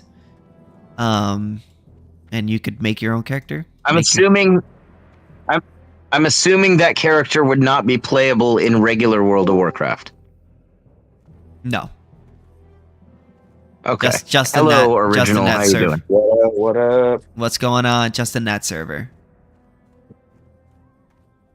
We have me and Sithis are a couple of anarcho-capitalists, and Yes. Angel is a random black guy we just met. We are AnCaps. Nice. I don't even know what that is, to be honest. I think I kind of know what that is. Anarcho meaning we don't want government. Capitalist meaning we want free markets, private property rights, all that stuff. How do you, like, combine the two? We want to get rid of the government and allow the free market to fill in the gaps. That is, we want all services, at least all services worth providing, to be provided on a competitive and consensual basis. So, for example, in the United States right now, about 75% of the economy is private. That is, we get our food and our phones and our beds and our clothing and our cars and so on. We get that from the private market. And we think that's a good system. At least, I mean, the government totally fucks it up in many ways, but generally speaking, it's a good system. It's efficient, does a good job at getting us what we want and improving the stuff we buy. So we think that that's a much better system than how the government works, where it's a forced monopoly. You have to pay for it even if you don't want it, and you get what you get, and you don't get upset. So we would like to expand how much of the economy is private sector to be 100% rather than 75%. Excuse me. So the 25% that's current government, that encapsulates things like roads and protection against criminality, dispute resolution, court adjudication, and retirement plans and a bunch of other things that the government sticks its tentacles into. We want to get the government out of those things and instead let the demands for those things, wherever a legitimate demand exists, such as, quite foreseeably, protection from murderers and so on, and let those demands be saturated by the competitive free market. Isn't Hell the yes. network of the Great Lakes amazing? Do I get taxes at the end of the year? No taxes. We want to abolish. We find tax. opposed already. Boom, right there. Already done. You're already in? You said you what? Yeah, you fail right there. I don't get taxes. Why? I'm out. Why no I'm out. taxes? Peace. Wait, are y'all like AnCap or? Yes. Yes. Well, that's literally the name of the channel. Talk to Anarcho-Capitalist. Yeah, I know. Like, think like should be named all type of shit, but like you go into a channel that's called Christian, it's all Islamic niggas, you know. But like basically, I was just asking like what are y'all opinions on like national syndicalism as an economic economic system? By which I assume you mean fascism. And I mean, if I some have people to, call it if that. I have to choose between fascism and, say, the other totalitarian socialist systems, such as National Socialism or communism, then relatively between the three, I would have to choose fascism. Um, Not by much, and I'm largely going by empiricism there. The only instances of fascism that we've actually seen that I'm aware of, anyway, are Italy and Spain. And you saw a much greater degree of independent agency in production outside of the direct purview of the state within the fascist economies, as contrasted with the National Socialist economy of Germany, or the fully communist economies we've seen around, such as the Soviet Union or North Korea. I think that the less control you have by any centrally planning body of the economy, generally speaking, the greater will be the productivity and efficiency of your economy. And I think that this premise is substantiated if you contrast Italy and Spain with Nazi Germany or with communist states. And what say you, Longinus? I think national syndicalism is pretty dope. Yeah, like what is the problem you have with nationalism, taxation, and theft? What is the issue? What's it? Okay, Well, even if taxation is theft, who cares? It's okay. I care. I mean, it's not okay. Yeah, Like, I want to keep my money. Yeah, if I win $2 million or if I'm paid $2 million, I better get that $2 million. Like, no government agency gonna be like, oh no, we gonna take like this percent. Like, fuck out of here. Like, no, like, give me my money. Like, I worked for that shit. You didn't. You know what I'm saying? Like, hell yeah, know what I'm saying? Yeah. My problem I don't with know what you're saying. I have a host of problems with nationalism, but most centrally, I consider it to be just arbitrary and made up. Some very powerful people. Nationalism, bro. Like, nationalism is good. Like, like racial, whatever you call it, is not good though. You know, like, you shouldn't be racist. You shouldn't, This is essential. I agree with not being racist. I mean, I'm casually racist out of for sake of humor and stuff, but not deeply racist like Nazis are. I'm not racist. And what you point out was a central schism between the fascists and the National Socialists. The National Socialists, they want collective control of the means of production by the state on behalf of the nation, and they're defining the nation by ethnic group, whereas the fascists, they want collective control of the means of production by the state in partnership with trade union syndicates on behalf of the nation, with the nation delineated by geography. I was asked, usually when we say nationalism, we don't mean ethnic nationalism, we mean geographic, which has kind of prevailed in the modern world. That's what we have when we think of, say, nationalism in America today. It's geography based, it's not ethnic. And my problem with nationalism, most centrally, is that I don't regard the collective as having any legitimate basis for some rightful claim over the property of the individual. That is to say, my house belongs to me. It doesn't belong to the people of America. It certainly doesn't belong to the government. It belongs only to me.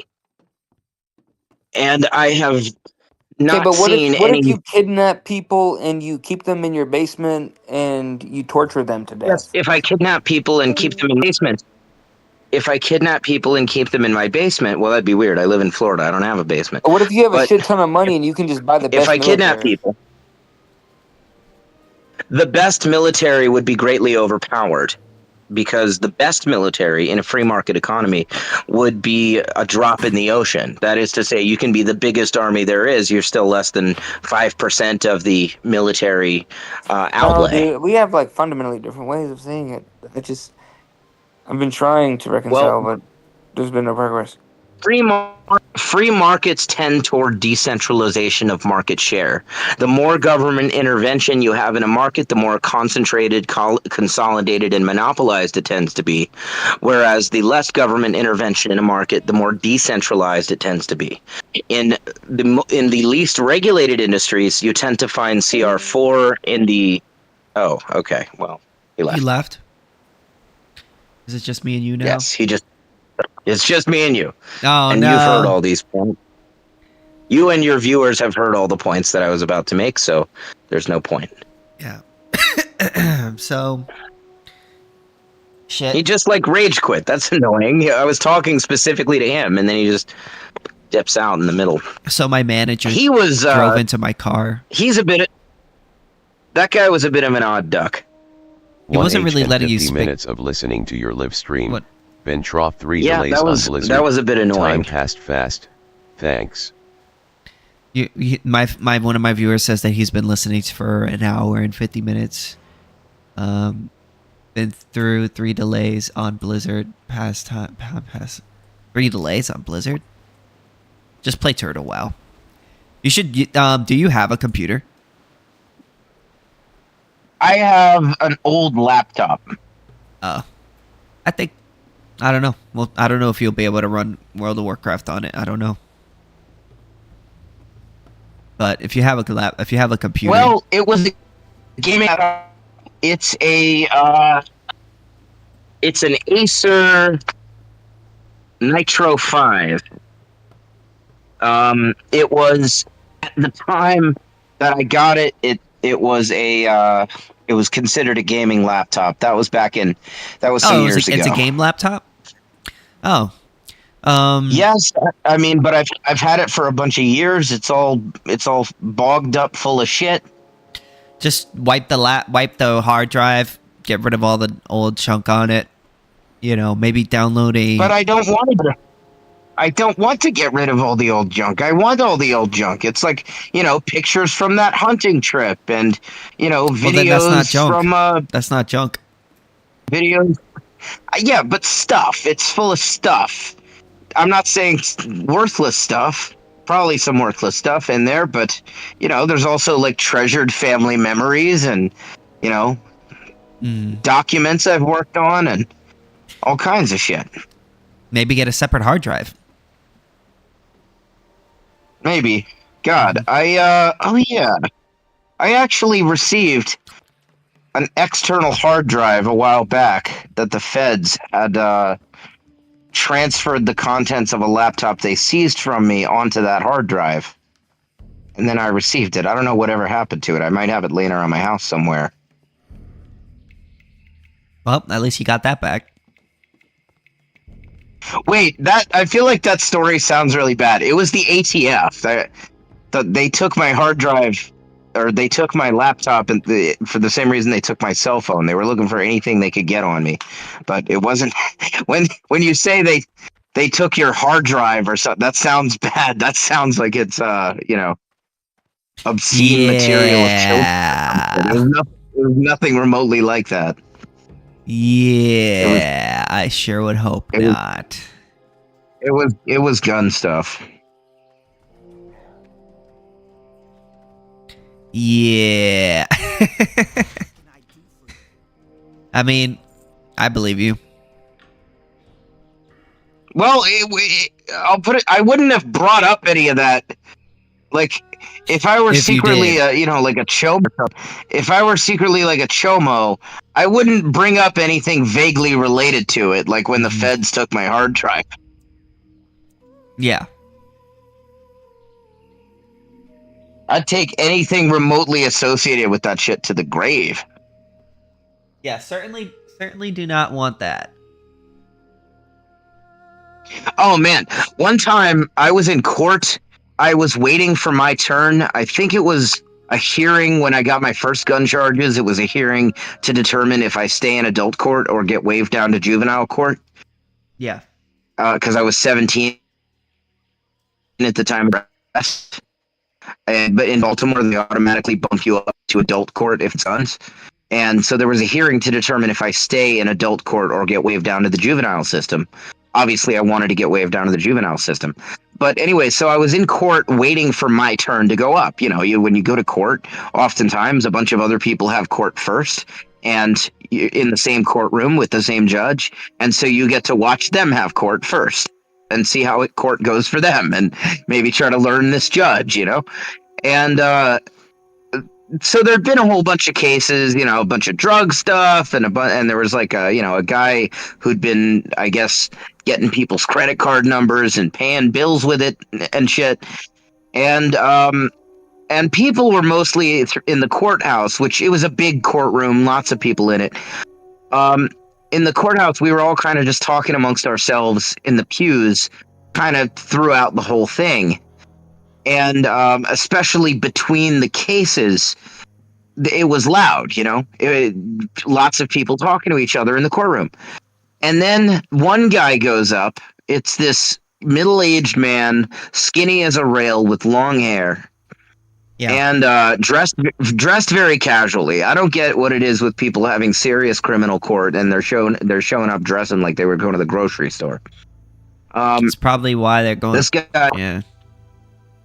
Yeah, a lot of dum-dums. Mm-hmm. So this very casually dressed man goes up, and the court employee starts reading something, state of Maryland versus blah blah blah, and they say what the charge is, and they said the words child pornography, and suddenly that loud courtroom. Or, you know, noise, there was noise in the courtroom anyway, went dead silent. Everybody heard child pornography. There must have been 200 plus people in this courtroom. Everyone heard the phrase child pornography. Mm-hmm. And as soon as that phrase was uttered, you could hear a pin drop. Just utter silence falls across the courtroom. And everybody's heads that weren't already looking that way snaps to that man to get a look at the guy who's on for child pornography, you know? Yeah. And he looked exactly how you would kind of expect that guy to look, you know? Yeah. I don't know why we have an association for how that person looks. But it was a middle-aged, kind of ugly, scrawny, scraggly looking dude. Long hair. Looks like the type of guy to get himself into that sort of trouble. I guess. He looks strung out on drugs, I think.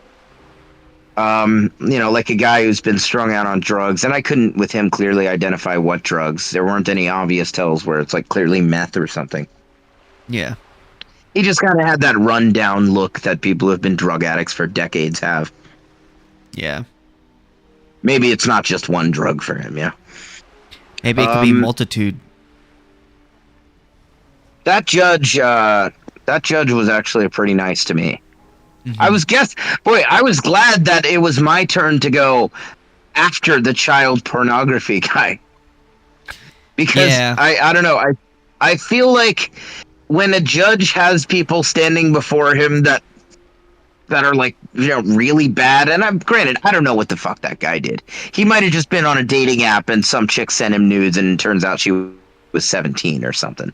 That's a very different thing from like, you know, this guy's making his little stepkids do stuff on camera or something. There's very different things that charge could mean. Yeah. One time, because I got a charge for DWI, they made me go to like some class for like doing drugs or for people who do drugs or whatever, like rehab class. And there was this guy that was there that he said that he was a functioning alcoholic and that he drank 2 bottles of wine every single day. Yeah, you can be a functioning drug addict. I've been a functioning drug addict before. Yeah, but he said he drank 4 big bottles of wine No, 2 big bottles of wine every day. Hey, I believe it. I've seen what alcoholics can do, some long-term alcoholics.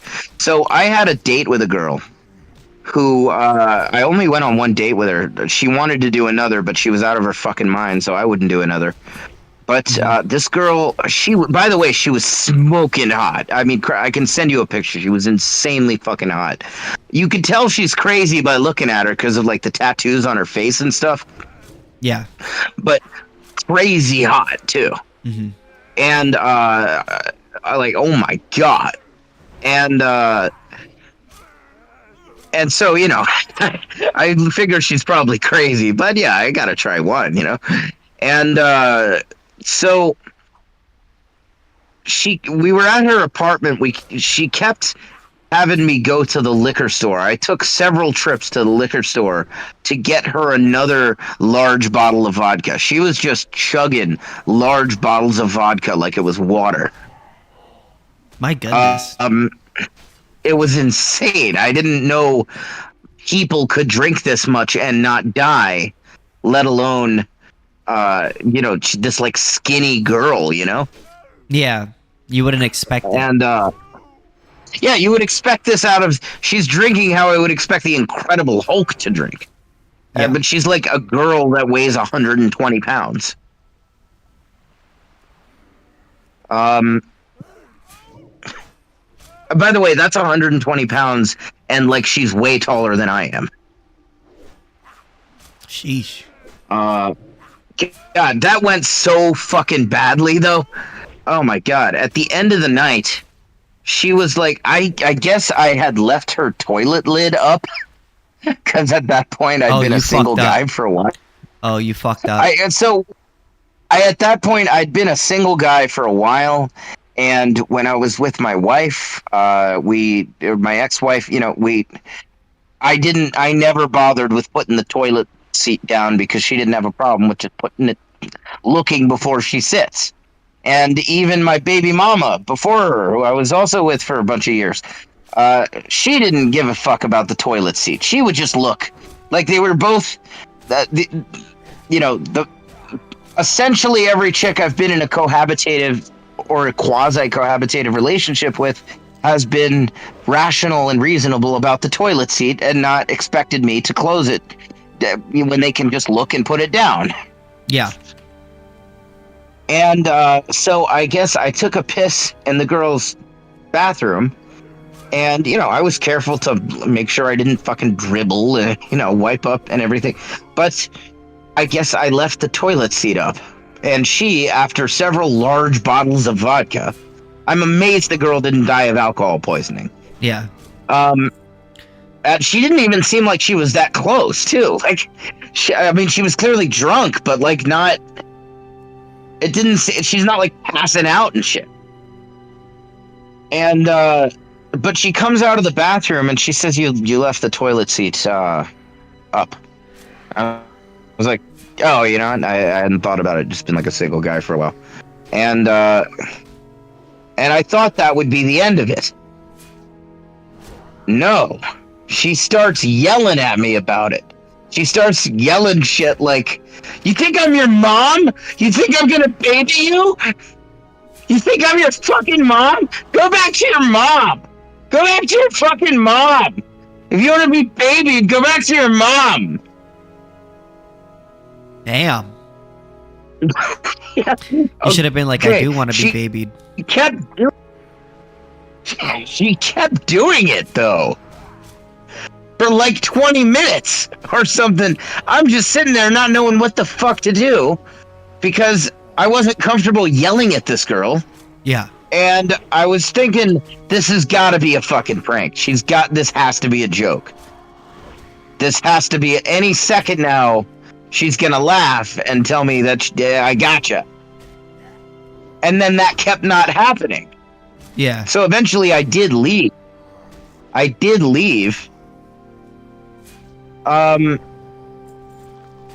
That was some really insane shit though. Oh, and she attacked me. As I was leaving, she fucking attacked me. She was like hitting me in the back and stuff as I was walking out. By the way, I didn't think I was going to be going home that night, so I'd had some drinks myself. Yeah. I could have got a DUI. You could have got I didn't killed. get a DUI. I drove extra careful so as to not get pulled over. But fuck, she could have got me a DUI. I totally thought I was going to be spending the night there, you know? But she The went woman all ended up insane acting like on a me. fucking crazy woman. This was next fucking level. This, honestly, actually, you know what's fucked up? This was not the craziest chick that I went on a date with that month. That month? That month. There was another chick that month who, okay, what was supposed to be just like a date turned into she spent 4 straight days with me. And, just kind of following me wherever I was going, just coming with me, basically, and, you know, almost like a simulation of, you know, marriage or cohabitative dating, but like for 4 days. Yes, yeah. And, so this girl kept telling me things that led me more and more to be pretty sure Excuse me. that she's doing a lot of bullshitting me. Now, I have had a crazy fucking life, and I have some crazy stories. So I generally give people, and it drives me insane when I'll tell a true story to somebody and they think I'm bullshitting. I hate that so much. Yeah. And so I generally give people the benefit of the doubt. I don't assume that somebody's stories being crazy means that they're lying, because my stories are fucking crazy. So, but this girl's telling me more and more to where I'm getting sus. First, let's see. She told me that she's got 2 doctorates, and you know, that she's a licensed psychiatrist. But what she does for her actual income is she's an editor, a video editor for a big YouTube channel called Game Grumps, and that they pay her $12,000 a week. And that's a lot. That's a lot. That's a lot for video editing too. Yeah, fuck. They pay her 12. I don't even think video editors make that much on, like, you know, big fucking TV shows that everyone watches and shit. Generally, but anyway, no. So I don't think Mr. Beast is paying his editors that much. So she tells me she makes 12 grand a week editing videos for Game Grumps. She's got 2 doctorates. These were early things she told me. And then she tells me that the way she got the scar on her body, she's got, you know, when her body is unclothed, there is a scar across her kind of front, you know, like her belly and lower abdomen and stuff. And told that the way she got that scar is her family, which, by the way, she told me she's Jewish, and her family was in the mafia. And she was at a train station up in New York, where she's from, and an enemy mafia family spotted her, and a guy was supposed to kill her for initiation. And he tried to kill her, and he stabbed her and stuff. But she fought back, and she kicked him into the train tracks and electrocuted him to death. And she had a lot of those kinds of, you know, like, what are the fucking odds stories. And, like, you know, she told me that she had assumed the identity of her dead sister, and that her name is a secret, and the name she goes by is really was the name of her dead sister. Mm-hmm. And she told me she's 40 years old when she looks about 26. So just a lot of really weird shit. But I was enjoying time with her anyway. And I had to go to LibertyCon. It was time for me to get on a plane. So I had to drop her off back at her house. She had told me about she has some crazy roommate, And I went to go drop her off at her house. And when I go to drop her off, there's a guy who comes outside, and I figure, oh, it's that roommate. She's told me she's got this crazy roommate who stalks her or something. And he comes out and starts talking to me, and I quickly gather that that's not her roommate. That's her live-in boyfriend of 6 years. Oh, shit. Yeah, she told me she was single. Not the first chick to tell me she's single, by the way. And then find out she has a boyfriend right after? Yeah, there have been several chicks that I've found out they have a boyfriend only after I've fucked them. So she, oh yeah. So this guy comes out and he immediately pulled up his text conversation with her so that I would believe that he is in fact her boyfriend. Because he knew that she must have lied to me. Yeah. So I start asking him questions about her and what was going on and stuff, and he was happy to tell me everything. Yeah. And I believe him. I stood there talking to him for a while. And it turns out that this girl, she has an extensive history of violence against children and animals and stuff. She has set people on fire. She constantly gets banned from restaurants and stuff. She's a fucking, sociopath.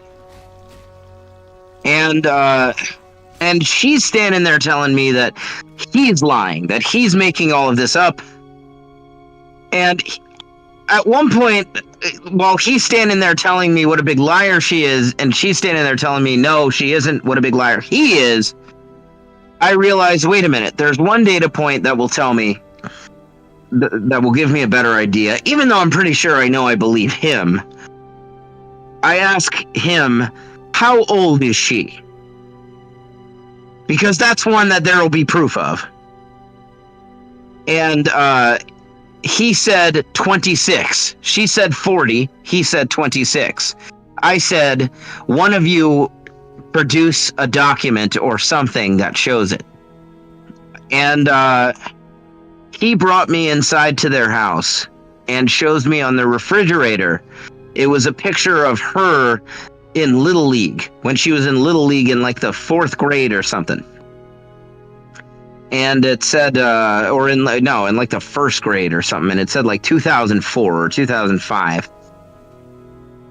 So she was 26. That was true. And just the longer it went on of him telling me what's up with her, and in many cases able to substantiate it with evidence, the worse she gets in terms of both her demeanor and in terms of how bad she looks from everything I'm learning about her. And at one point, it was clear to her that I'm totally believing him and not believing a word out of her mouth. And so she goes to her room and comes back with a revolver. And the boyfriend's back is to her. But my front is to her. I'm facing the boyfriend. I can see her. He can't see her. And she sees me see her. She holds up the revolver as if to say, with a face and a gesture that's don't worry, I got this. And she comes over next to him with the gun. And I'm thinking this girl is about to fucking dome this guy right in front of me. I thought she was going to put it to his head and execute him. Mm-hmm. And so I draw his attention to the gun. He's closer to her than I am. I draw his attention to the gun. I say to her, what's up with the gun? What do you do with the gun? And both me and the guy kind of close in on her. Close the distance so that if she tries to point the gun at anybody, we'll be able to hopefully get it pointed away where it's not pointed at somebody and get it away from her. Yeah. And as we kind of get closer and closer to her and we're kind of reaching toward the gun, she just throws the revolver. By the way, you should not throw a revolver. Because, I mean, you shouldn't throw any gun, but certainly not a revolver. Yeah. Because when you throw a revolver, if the revolver is loaded, you've got a hammer that is sitting over a firing pin. Well, depends what kind of revolver we're talking about.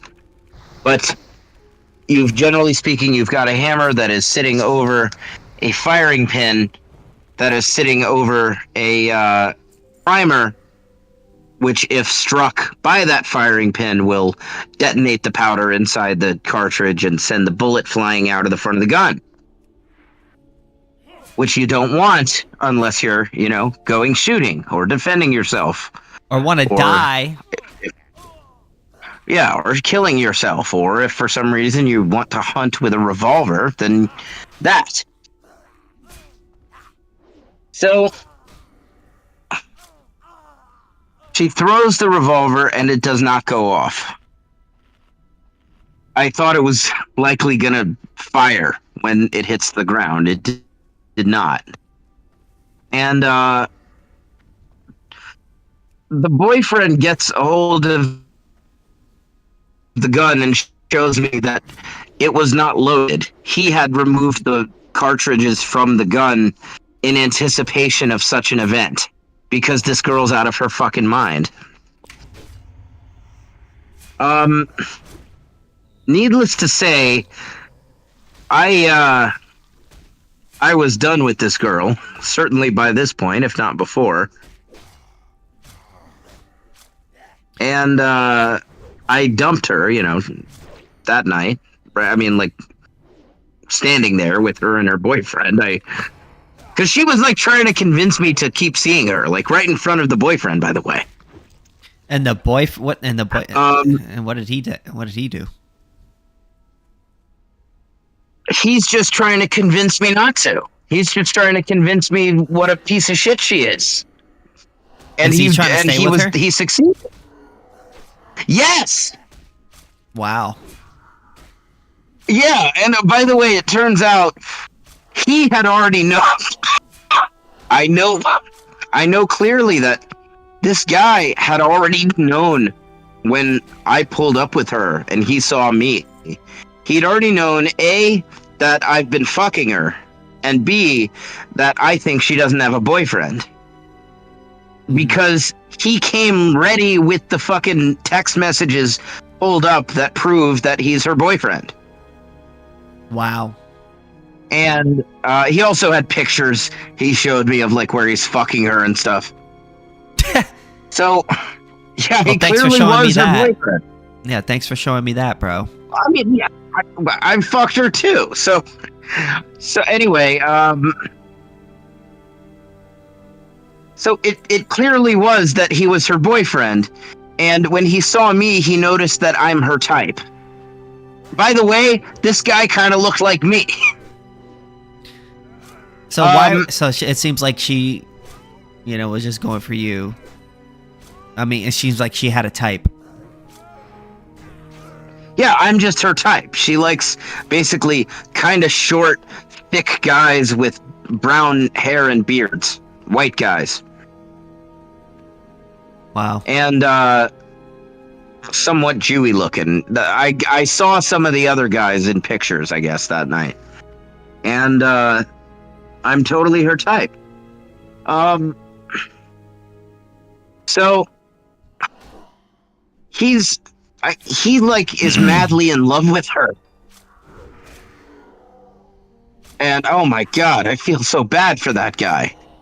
He's like, that's like in his view, that like she's the love of his life. And she's just a nightmare of a fucking person. She's like a serial arsonist and just violent and a constant serial cheater and just mean as all hell. So, good lord, what a nightmare that would be, to have like that's the love of your life. So a few weeks later, I had actually stayed in touch with the boyfriend, and in a very limited capacity, I had allowed her to continue contacting me within the clear framework. I'm not going to be dating her. I said that in front of her and the boyfriend. I'm not dating you. This is done. Mm-hmm. And, but she like kind of begged me, well, can I still text with you and stuff? I'm like, yeah, all right, I guess, whatever. I figured maybe I could help her or something. Maybe get her to fucking get help. Really, this girl needs to be institutionalized. She's out of her fucking mind and a danger to everyone around her. So, but I figured maybe I can help her or something, just in an advisory capacity. And, so I'd stayed in touch with both her and the boyfriend. And a couple of weeks later, she tells me that she's pregnant with my child. And then your son came out. No. Oh. That wasn't your baby mama? I figured no, that's not my baby mama. In fact, this girl made my baby mama look like fucking the best baby mama ever by comparison. Even though my baby mama did try to take my son away from me twice. But, and she tried to financially enslave me. And she's done a lot of other fucked up shit that I don't need to air on a stream. But, anyway, this girl tells me weeks later that she's pregnant, that the child is mine, based on the conception date. And, she's asking me what to do with the child and stuff. And I hated that question in this situation. Holy shit. Look, I'm not one to say abort the child. I'm not saying that I want the government to make laws that say you can't do that, but I'm never going to be one to say abort the child about any child. Mm-hmm. And, outside of some crazy medical anomalies, ectopic pregnancy or something. So I was very, very skeptical, A, that she's even pregnant, and B, that if so, it's mine. I figured this girl is just a bag of lies, just lies after lies after lies. By the way, it turned out all of the things I had been suspicious of, the boyfriend confirmed for me, they were all lies. And in some cases, he was able to prove they were lies. She'd lied about her fucking age and her name and absolutely fucking everything I knew about this girl was a lie, other than my own observations of her. So I figured that this pregnancy thing has to be a lie. That's like a crazy chick's go-to for trying to pin a man down. That's been used on me before, by the way. One chick, it was my baby mama, the chick who's now my baby mama. Prior to that, she had spent 7 months when I was a kid. She had spent 7 months convincing me, or had me going for 7 months thinking she was pregnant with my child, when she had actually miscarried in the 2nd month and knew it. Yeah, women can be nuts. So, I'm equally nuts for, giving that chick another chance. But,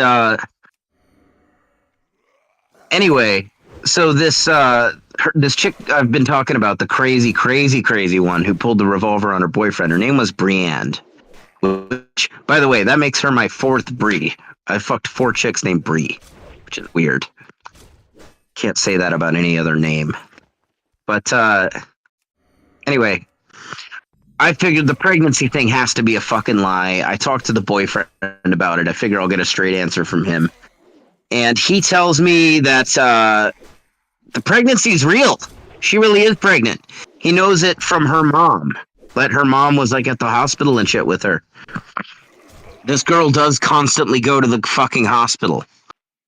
I drove her to the hospital a couple times for her to have her appointments and shit. I don't remember what for. But, so she really was pregnant.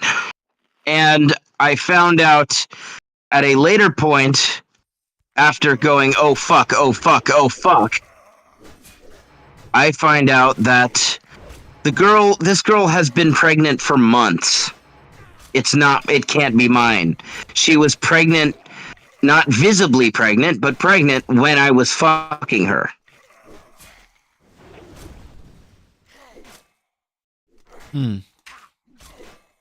So she was pregnant before you had sex with her. Yes. Wow.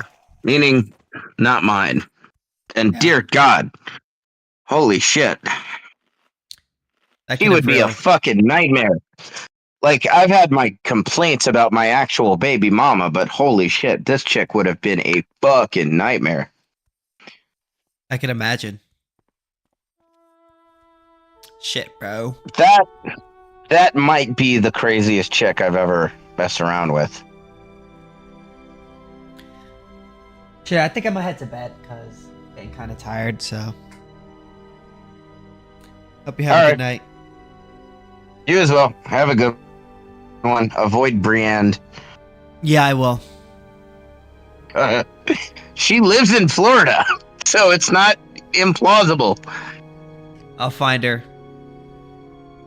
GNLOL.